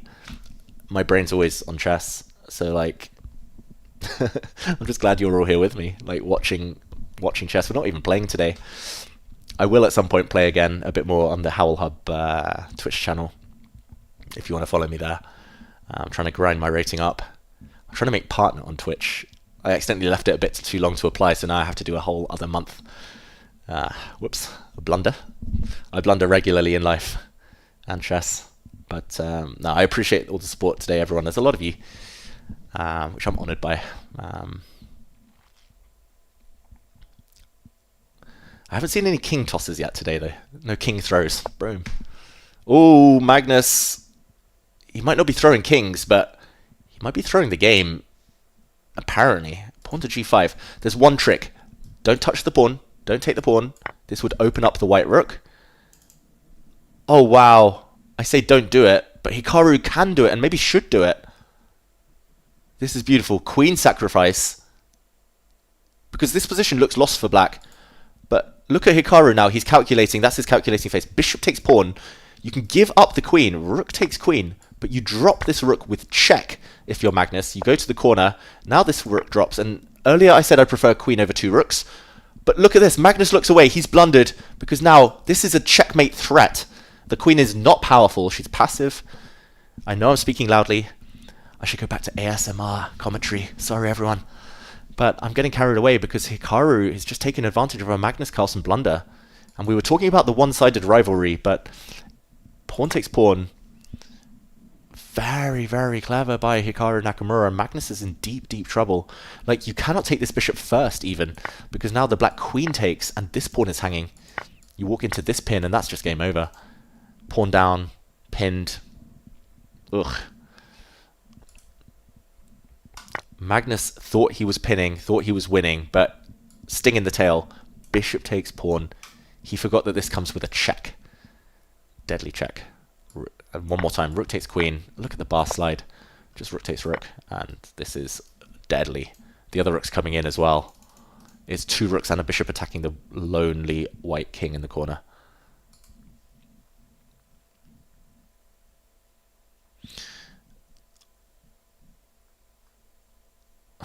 Does winter in Oslo make me a snowy Howell? What's happened in the game?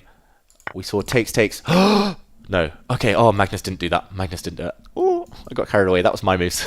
My analysis. The board went dark. Magnus does trade the bishops. And he blocks with his rook. Oh, look at the eval bar. Apparently Magnus Carlsen is dead lost now. He's a pawn down. Yeah, the prize pool for this event is over $400,000. What's my Twitch account? Howell Hub. It's not a fluke win. I see people saying that in the chat. Hikaru, he was patient. Magnus blundered.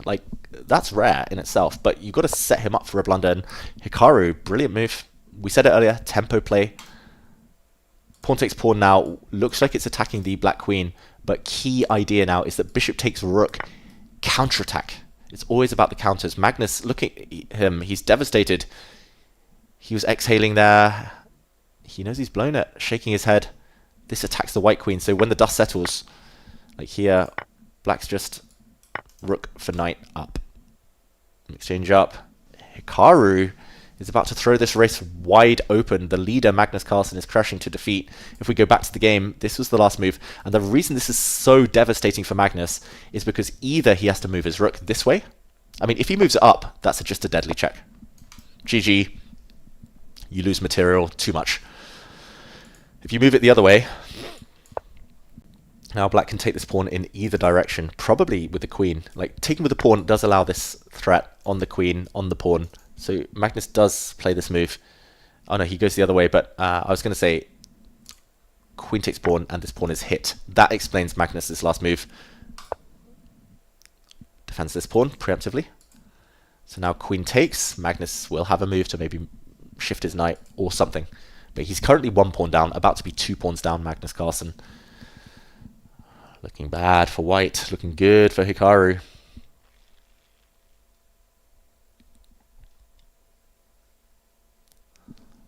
Yeah, the louder the better, people are saying. Keep up the intensity. I will keep up the intensity.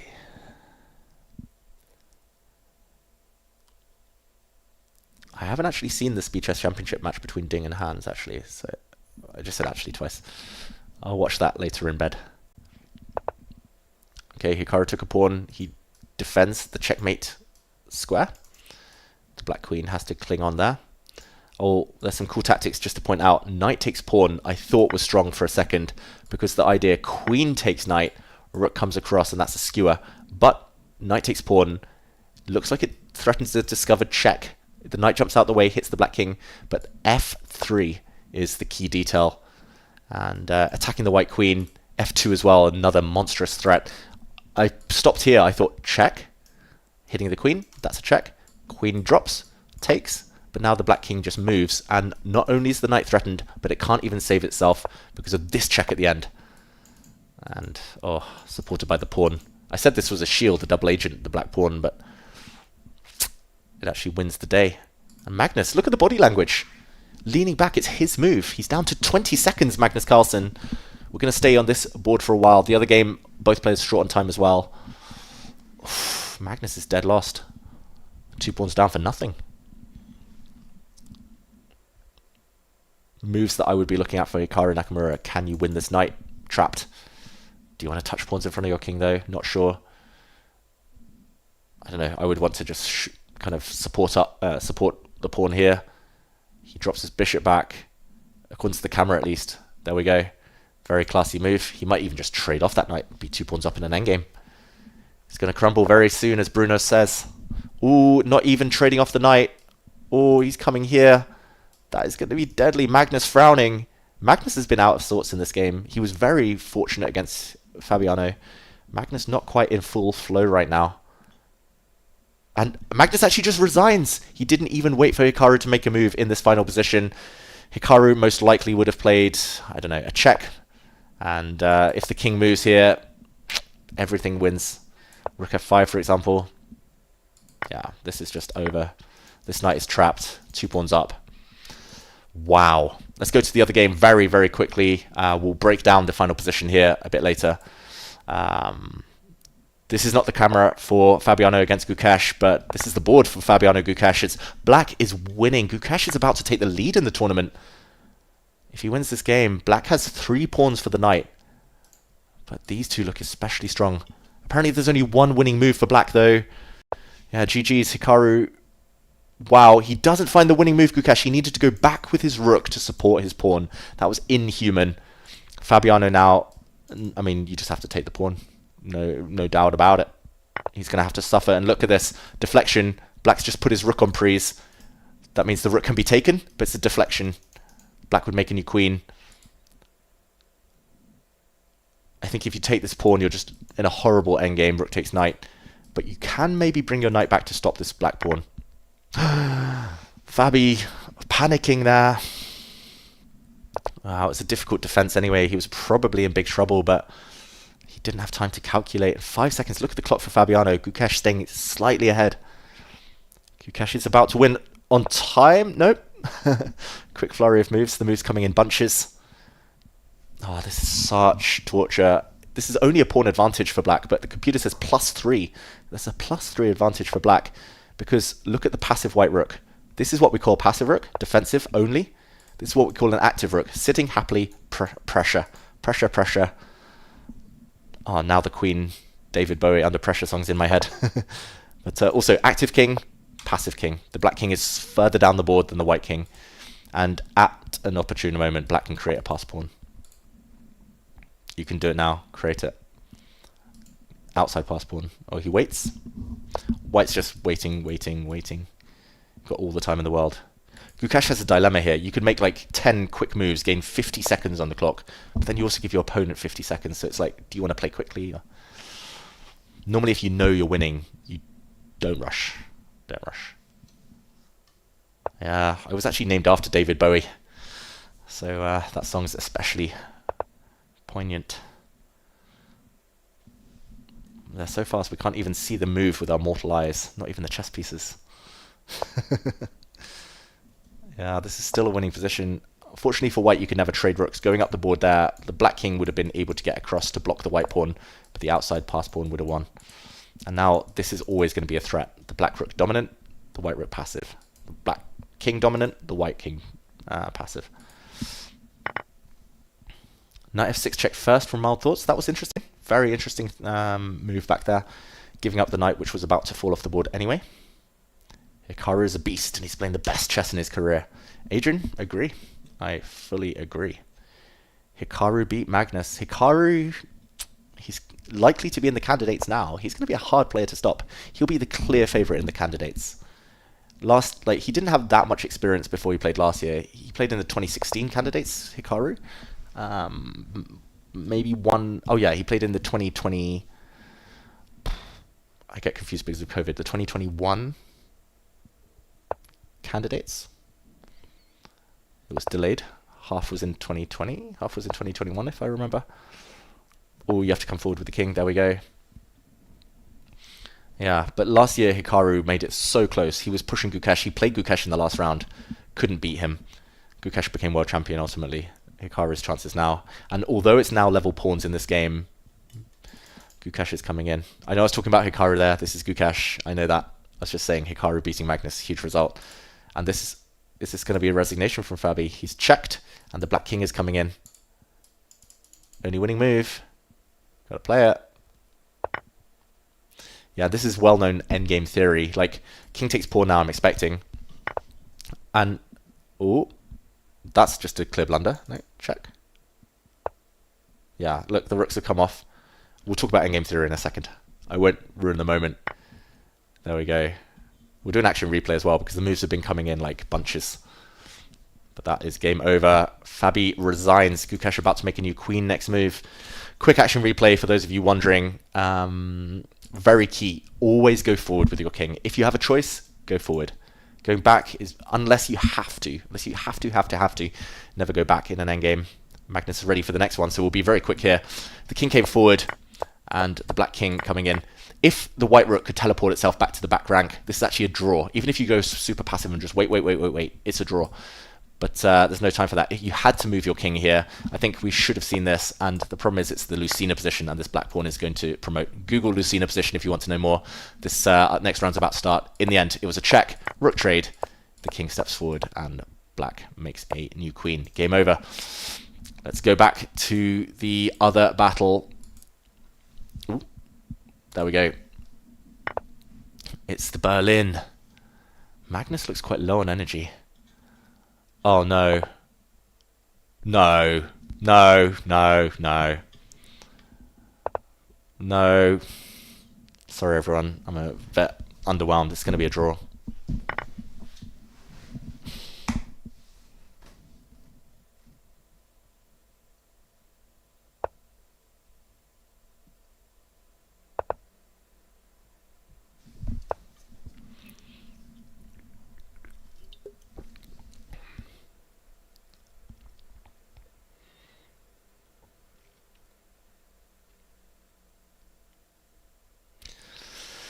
Okay. The famous draw variation. That's why the Berlin, you can't, like, it's a fantastic opening. Alpha Zero actually thinks it's the best opening for black after 1e4. I should know. I played against Alpha Zero back when it was first on the scene. But yeah, I want my money back too, because that's underwhelming. And like the fact that Hikaru beat Magnus 1.5-half, it doesn't change much. Magnus still gets the half point for the draw here. Because we're counting over 3 days, we're not counting this mini match, but still a bit sad. Yeah, But you can't play the Berlin against lower rated players, unfortunately, as black, because there's forced drawing lines all over the place, which is a pity. So it's a good weapon against higher rated opponents or someone you're happy to draw with. Quick action replay, because there wasn't much to talk about in this one. E4, E5. This is the Spanish, the Roy Lopez, with the bishop coming out. The Berlin Wall is this move. The other most popular move is to attack the bishop. Castles, you take the pawn. Rook E1's also a move that slightly better for white, but symmetrical. Black gives back the pawn because black's so far behind in development you can't afford to do too much. Your king gets hit if you do anything else. You drop the knight back. Normally the knight hitting the bishop compels the bishop to take this pawn, take this knight even.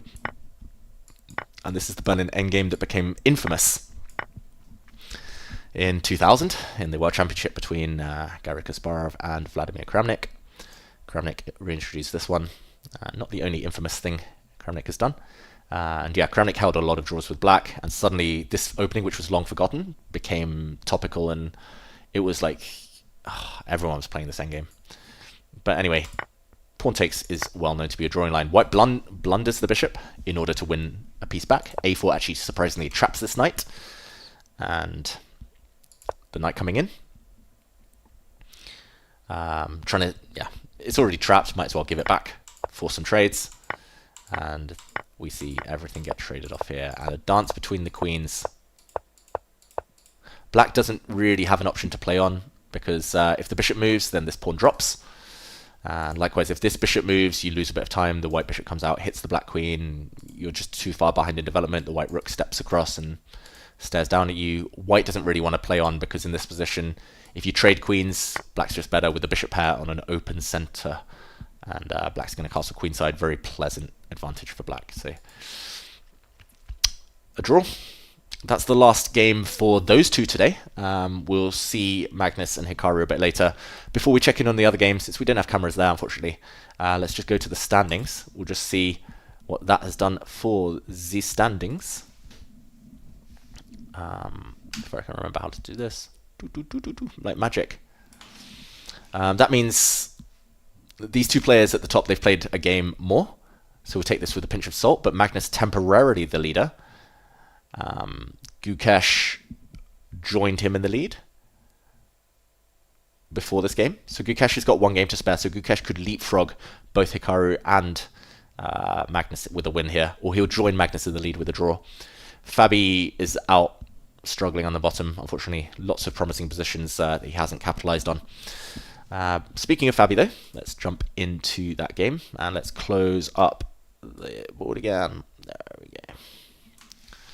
Let me know if you like the view. Fabi's back at the King's Indian in the meantime. Let's go from the top. Oh, G3 on move 2. Magnus has been popularizing this. So has Alireza Firouzja at the Esports World Cup. But it transposes to the King's Indian. Again, it's this formation. D5 is like the Grunfeld attempt, Grunfeld defense. King's Indian is like D6. So it's like very different characteristics. One is very blocked, stodgy, full of pawns, full of pieces. Grunfeld tends to be later C4, D5, and some captures tends to be much more open. We see this variation. Earlier, Hikaru was playing knight out and bishop out to take this one against Gukesh. That was a draw. Fabi tries something else. Gukesh, yes, he plays my favorite move. Knight back to E1. I hope he's been watching the games of the great David Howell. I've played this move with a lot of success over the years. Very good score. I think I beat Jan Timman. I drew with Najditch. I've beaten some English grandmasters. Yeah. The whole idea, it's a weird retreat, but you just open up your bishop. So now you're ready to occupy the center with pawns. And this is where Daniel Naroditsky always played D5 against me, just to stop me expanding in the center. I remember we had some fascinating blitz games online. It went D5, I would always go queen here, I would take, he would take, I would take, and he'd go knight here. And we used to debate this position in countless blitz games. White to pawn up, like I can play E3 here, but black is super active. And yeah, black often strikes out with like E5 and yeah, bad piece, but pawn up. So okay, so this is the move I've been like championing for years that Gukesh has played. E5 is the other move. D5, take, A5. Yeah, and now, okay, a little tickle. asking for f3, but I quite like this inclusion. I think it's actually very helpful to have a pawn on f3. So I'm very surprised what Fabiano is doing. He kind of gave white this move for free. Now he's going to go back with his bishop, and now white's bishop is going to sit beautifully on this square. It couldn't have done if f3 wasn't included, because the knight could have come to hit this bishop. And we have two more moves, knight out and b6. Yeah, the knight's coming here. I mean, this is interesting. Like, computers always slightly prefer this for white. I slightly prefer it for white. I think there are some very nice plans available, which include bringing this rook up, shifting it across. It's actually quite nice. This bishop is blunted behind its own pawns, so it's quite nice to drop it back sometimes on this diagonal. You often want to stack up your rooks. Maybe you want to push these pawns forward. Yeah, computers prefer white, but obviously all the pieces still on the board. Still a long, long way ahead. There we go. Knight e1 is also the recommendation by Averick. Wow, Joddle, are you a grandmaster too? Because yeah, Averick, great reference there, Joddle. Like, I'm so glad you brought him up, Boris Averick. Great opening theoretician. His books on the Catalan and these G3 fianchettos against the King's Indian, against the Grunfeld, against everything. They totally revolutionized chess. Like, suddenly everyone looked at openings in a brand new way, thanks to Averick. So, Aaron Stone. Yeah, one day I'll commentate on paint drying, and I expect you to watch. So. But thank you for the kind words. Really appreciate it.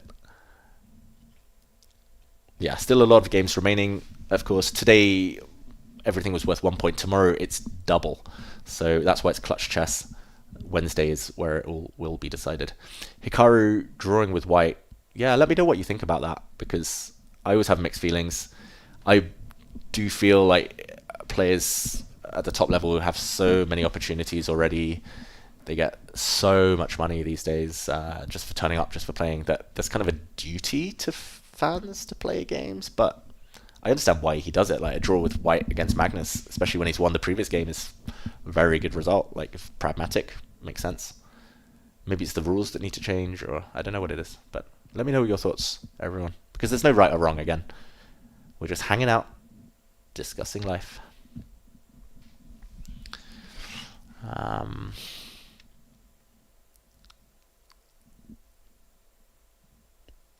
Do I think Hikaru couldn't have got another win against Magnus? I think he could have done if he'd played. Maybe he'll regret not doing so. Chris Groves, he also wrote entire chapters of the Grunfeld and King's India with white, but then oh, yeah. I don't think I'll talk about Vladimir Kramnik today. I think I'll get a bit upset. So, sorry, everyone. I know, like, yeah, sometimes I wonder whether I should. Yeah, I should be using my platform to speak out a bit more. But, yeah, I don't know if I'm ready yet.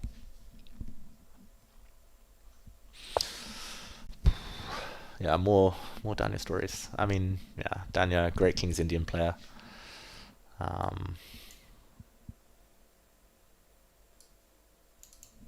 This is sneaky.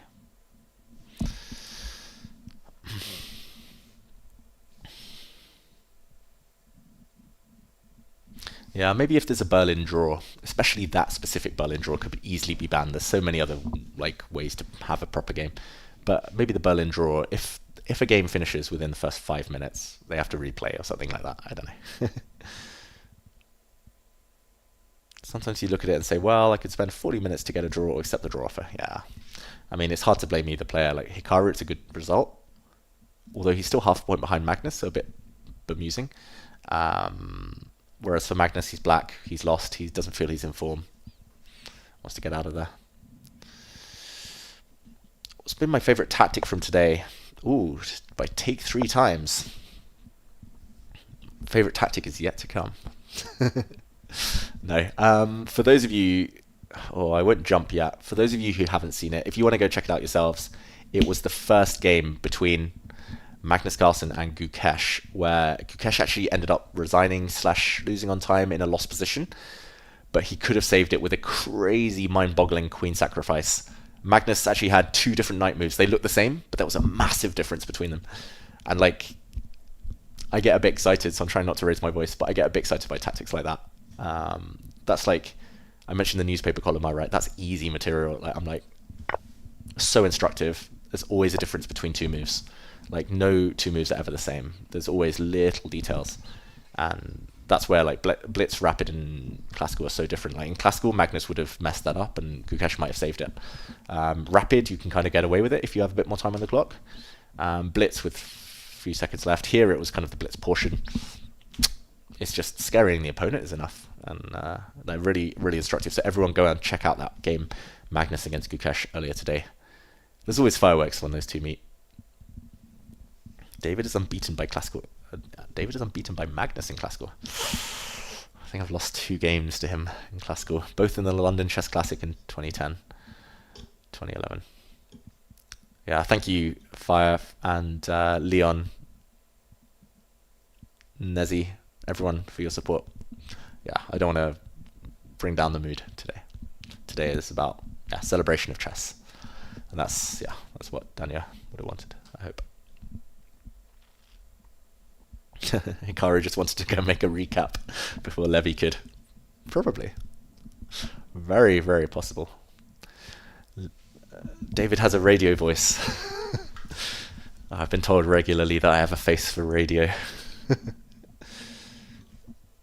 I would definitely grow a beard if I could. It's just way too wispy. David, would you do some recordings so you can so I can use your voice on a sat nav? Wow. Yeah, audiobooks. Maybe if I write a chess book, I'd do an audio version as well. But thank you, everyone. You've been very kind to me today, and it's been a lot of fun just hanging out. It's actually going to finish today's action earlier than I thought. I thought I'd be here till like 11 or midnight. But firstly, the clocks went back at the weekend in Europe, so got an extra hour's sleep. But also, that means things are 1 hour earlier here for now. Well, welcome back. Yeah, I can't do the Hikaru welcome back. Do I play for the England national team? Yes. This position, I haven't been talking about it so much because it hasn't really changed. Like, look at the clock times. Something strange is going on. Like, Fabi's up at 9 minutes. Gukesh is down at 3. Has Gukesh just frozen, or has he realised he's been outplayed a little bit? I don't like where he put this knight, by the way. The knight belongs on this square, c4. Here, on the square it's sitting on, it's in range of the black knight. It's about to be traded off. It's also pinned. If you put it on this square, it's tradable, but it will always be taken back by a pawn. And ideally, what he maybe should have done positionally is to try to trade off this bishop for black's good bishop first. If you could take 2 pieces off the board, it would be white's bad bishop and black's good bishop. Likewise, black would love to trade these 2. But Gukesh looks like he did spend a jolly good amount of time on his last move. I haven't tried chess boxing, no. And Danya's Kasparov invitation was so funny. Well, yes. I can't do it. I'm not even going to try. I spent a lot of time with Kasparov, actually, so I'm very lucky. I should have probably be better with his with impersonations, but I'm not great at it. I don't have the ear that Danya had. What's the time at my location? 9:30, nearly. When are you coming to Blitz Society in Paris next? I was there in April. Not sure when I'm back. Satchel Page. Do I associate chess with maths at all? Maybe some geometrical features, some basic counting, maybe. Maybe in calculation, it's like looking several steps ahead. It's the same as maybe doing multiple. I don't know. I mean, the word, like, it's in the word, right? Calculations, doing multiple like steps of an equation. There's a lot in chess where, like, if you're up on material, you're up on points. Basically, you want to simplify and make things easier to work out. I guess the same in maths there, but I was never very good at mathematics, and I know a lot of chess players who are very bad, just like me, at maths. But I think certain types, certain branches. I did a TV show last year for the BBC, and it was a lot was based on puzzles, and it's like logic puzzles, but also some where you can break it down using maths. So there's definitely some crossover, but I don't think it's like the number one foundation of chess. But I hope you find something some crossover there, chess and maths, to explain things to your students in the classroom. Meanwhile, Gukesh has stumbled across this plan of bringing the bishop back. Now, there's two downsides. Firstly, he's abandoned his king side slightly, and I'm looking at ideas like pawn to c4. That's a discover check. I don't think that's so effective now. Like pawn here, the bishop can block, and black loses a bit of time, loses this pawn next. So not yet. But I'm also worried about this very typical King's Indian break. f5 is always the one that releases the rook, maximizes the tension. It just feels like the white king's a bit bare. I can't explain it. It's like a sense thing. It's like the white queen bishop are tied down defending the knight, which is pinned. So the knight can't move, the queen can't move, the bishop can't move. Switching the attack to another part of the board looks sensible, and Fabi hasn't played it. Wait, yeah, it's this position. He's still thinking. That was my move, my blunder, c4. You remember the BBC show? Why didn't they renew it? No comment. They haven't not renewed it. That's all I'll say. 80% of my university maths club was maths, physics, CS students. Do you mean your university chess club, maybe? Yeah. I think maths was the problem. Was when I was doing my A levels. So when I was like 16, 17 in back in the day in England, I was traveling for chess constantly. So maths was the one thing I would always miss out on classes.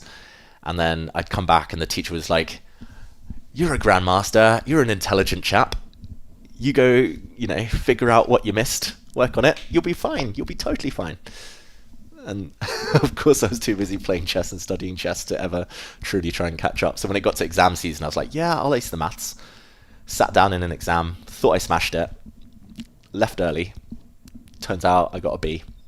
I wasn't proud of myself.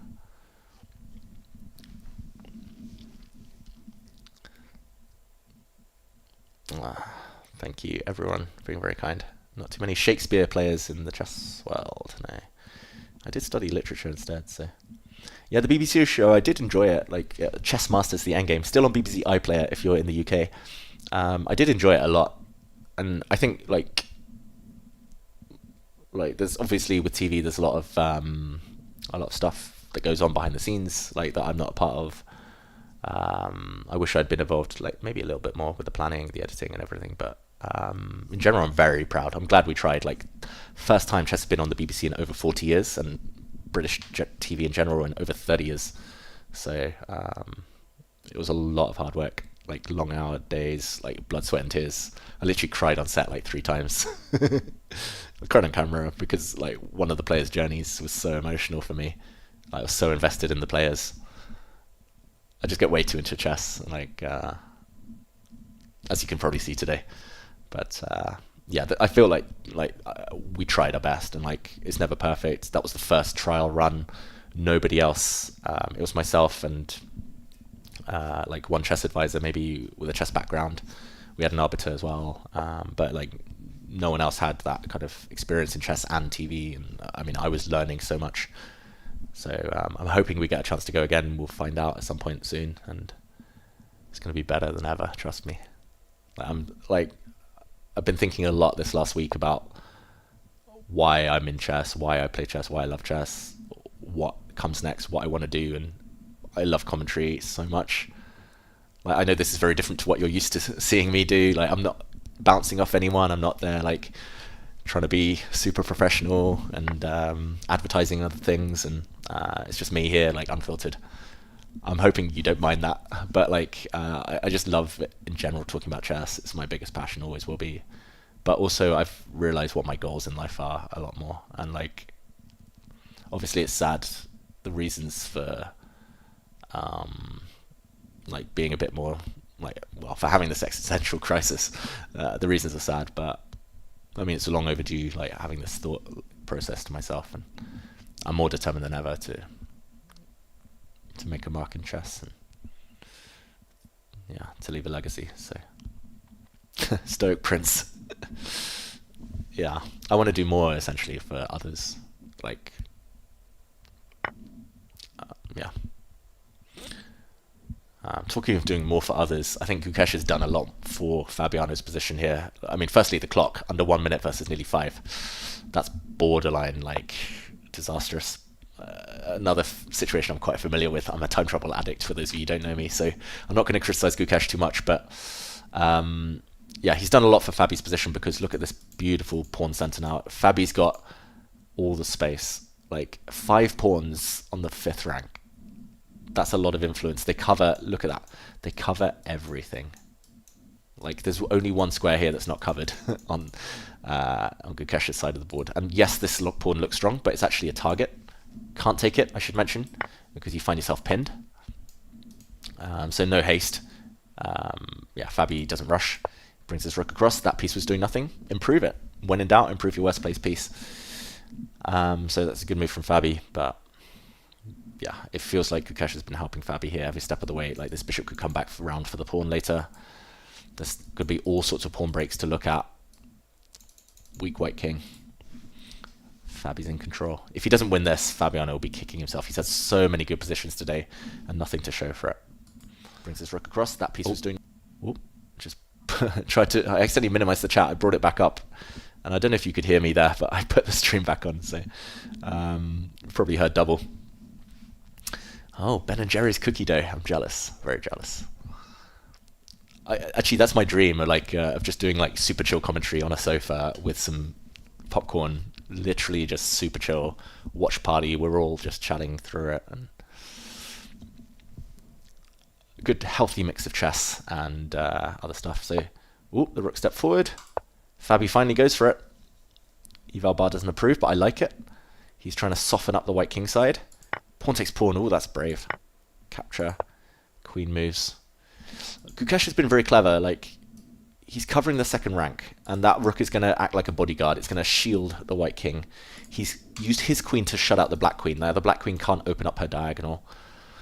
Yeah, the last couple of moves. Gukesh, this is where he comes into his own. Like, he's a supreme calculator. I would say on a par, if not better than Fabiano. And like, you saw it in that famous table bang game with Magnus. Like, Gukesh is very good. If it's a pure calculation position, he'll beat most players. It's tough against Fabiano because Fabi's like, that's his strength too, so there's a lot of crossover, but Gukesh has already been working his magic, and it feels like Fabi's playing some like guess moves. He's like played f4, which was maybe a bit hasty. Then he's just put his king in the corner, which is a bit like, he could have done that earlier. Yeah, I'm just getting a vibe about the position. It's dead level according to the engine, so I have to try and guess. Popcorn is code for beer. I don't do beer, I do cider.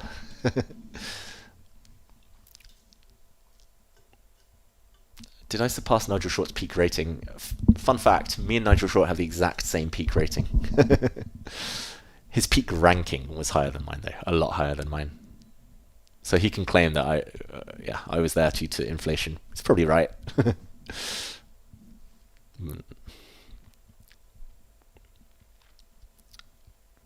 Oh, thank you, Satchel Page. Yeah, I mean, it's always a question of impact, and yeah, I'm like every day I wake up thinking like I'm the luckiest man in the world. Like, I get to talk about a game for a living, a game I love, like my childhood obsession. Like, it literally couldn't be luckier. And I have so many good friends and family around me, and I want to give back.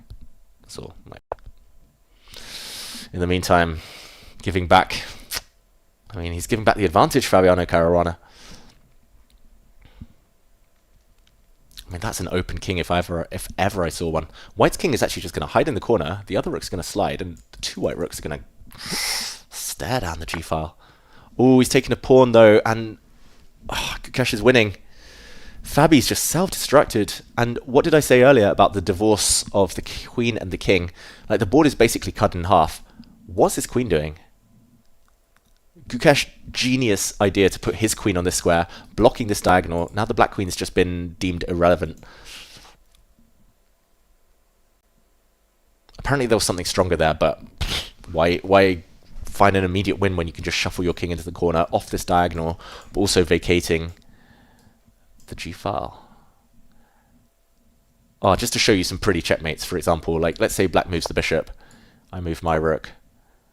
Let's say, I don't know, knight takes knight. Oh no. Can I go this? Like, just an example, bishop here takes, queen takes pawn. I'm trying to set up a beautiful checkmate. I don't really see how to achieve it. But, I mean, this is just game over. I mean, he's going to play something similar. That's the problem. Fabi's now down to 1 minute. Oh, wait, that's not the move. That was my move. But I just don't see what else. Like, if you could teleport this black queen over to f7 or something, maybe. She holds the fort.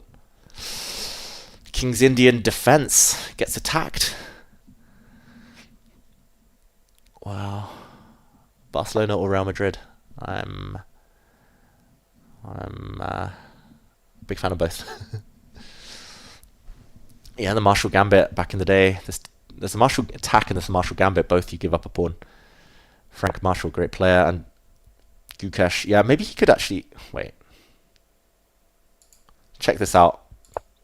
Bishop b7, bishop f6. I'm just looking at forcing moves. Bishop takes bishop, queen takes, threatening this one, and threatening checkmate in one move. White rook cuts off, white queen swoops in. Bishop here, look at this. Rook takes bishop. Oh! If I knew how to do the exclamation marks on here, I would. King takes, and then this is checkmate. He's winning, Gukesh. It's just a matter of how he gets it done. Oh, wait, has he played it? Has he played it?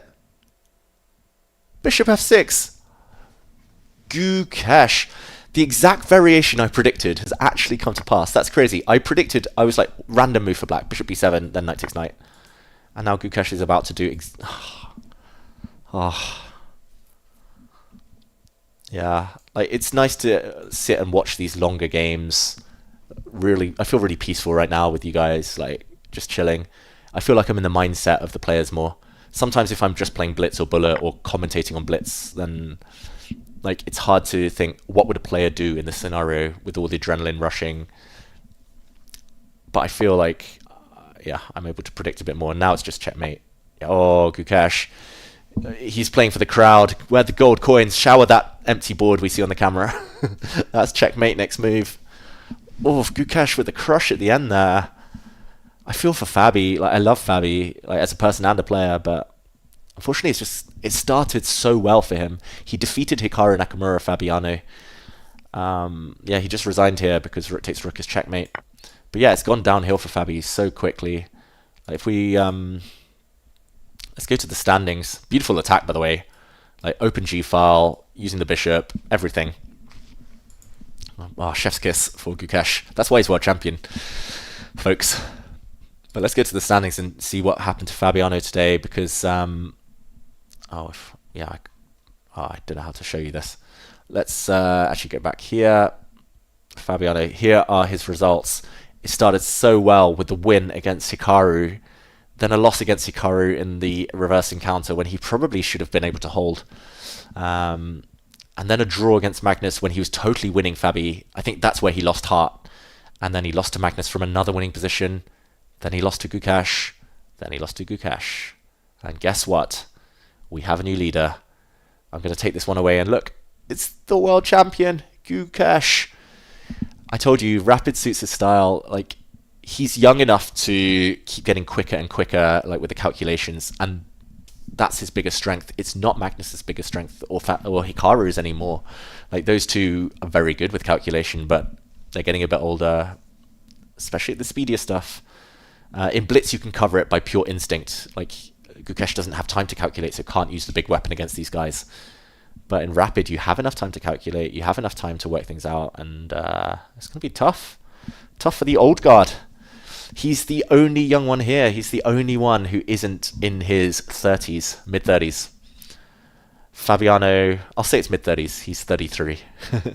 Magnus, 34, turning 35. Hikaru, 37, turning 38. Gukesh, 19. Gukesh is half the age of Hikaru, and he's in the lead. Oh, wow. I've got to... I realise I've got to bring this across. I've just been talking about scores you don't even see. Boom! Magic. There we go. Just, yeah, incredible play by Gukesh today. And he had the exact opposite story to Fabiano. Fabiano started with a win. then it got tough. Gukesh started with a loss to Magnus. He started with a loss, but then he scored 4 points out of 5 since that. He drew with Magnus very comfortably. Then he beat Hikaru very comfortably. And against Fabiano, who's very impressive. I think Gukesh, yeah, he deserves that score easily. And just to remind everyone like how the day started, it was a tough start for Gukesh. But yeah, this final sequence, I know I've shown this 2 or 3 times, but for those of you just joining, I know there's a lot of you here, and thank you for staying with me till the bitter end. But yeah, this beautiful sequence, Gukesh should move his rook here, try to go in behind. I accidentally made a joke about that earlier, but rook back was a double question mark move, and Magnus, instead of playing this move, which was winning, due to the access to the square, knight f4, another double question mark, and Gukesh he had 14 seconds when this move was played. He kind of ran out of time and resigned at the same time, at the same moment, because pawn takes knight, due to the checkmate threat. Pawn takes knight allows a check and a fork, and black is winning, too much material. But yeah, Gukesh, I mean, if he'd had 1 minute, he would have found this move, protecting the checkmate. A process of elimination is the only way not to resign. You defend the checkmate, you lose your queen, but you get this rook, and you have this very powerful pawn in the corner. And just to finish this variation, the queen has to go back, has to block. Knight takes pawn, threatens to win the queen, and now Magnus would have been the one having to find this crazy move just to support this square, and rook takes knight. This would have ended in a draw, like no question about it. Like the white knight defends the rook, which defends the pawn, and actually Magnus might have to be a bit careful if anything. So small margins. Gukesh could have had a perfect day if he hadn't kind of lost this one. I won't say self-destructed, but if he hadn't lost this game. And there we go. These are the standings. Just before I leave you all, I'll check in on chat one more time. It's 9:42 p.m. here, so it's actually not as early as... Well, it's not early, definitely, but it's not as late as I thought it would be. So it's been nice hanging out. Yeah, send me your last thoughts, everyone. I hope you've enjoyed today's stream. I'm not sure how many of you are here with me still. It looks like 2,500 on YouTube. Wow, I'm honoured. And decent amount on Twitch still. So, yeah, send me your last thoughts. Wow, I'll wrap up. Just turning on Twitch there. I'll just wrap up here by saying thank you. And, yeah, one last time. I'll try not to talk about it every stream, but, yeah. Dania. Yeah, I think he would have enjoyed the chess today. And it's nice to see these guys competing. They're doing good work in St. Louis, and long may that continue. Tomorrow I'll be covering Title Tuesday at 5 p.m. CET. And the clocks have gone back, so yeah, you'll have to Google, you'll have to double check when that is in your time zone. But 5 p.m. Central European time. If you're in Oslo, Paris, Rome, Athens, yeah, in London it'll be 1 hour earlier. If you haven't already, I hope you all have, but go follow Take, go subscribe, turn notifications on if you want to watch Title Tuesday. I'll be in the studio with Kaya as usual, and we'll have some very special guests with us. Magnus and Hikaru will be playing this tournament, so they won't play Title Tuesday, but I think Hikaru is busy. Hans Niemann, Alireza Firouzja, all the other top players, they'll be there trying to take advantage of Magnus and Hikaru's absence. And yeah, I'll be covering that. Maybe, if you're lucky, if there's still time, if there's energy afterwards, I'll jump in and cover the remaining games at the Clutch Chess. But if not, then Wednesday. Wednesday's when things are decided. It'll be triple points. All the same games you saw today. All the same players facing off against each other, but triple points. And yeah, Wednesday I'll be here to see who wins. I've been talking too much. Thank you all. Appreciate you all. See you soon. And yeah, time to end the stream. Especially those of you here, who are here for multiple hours. Appreciate you. Bye-bye for now.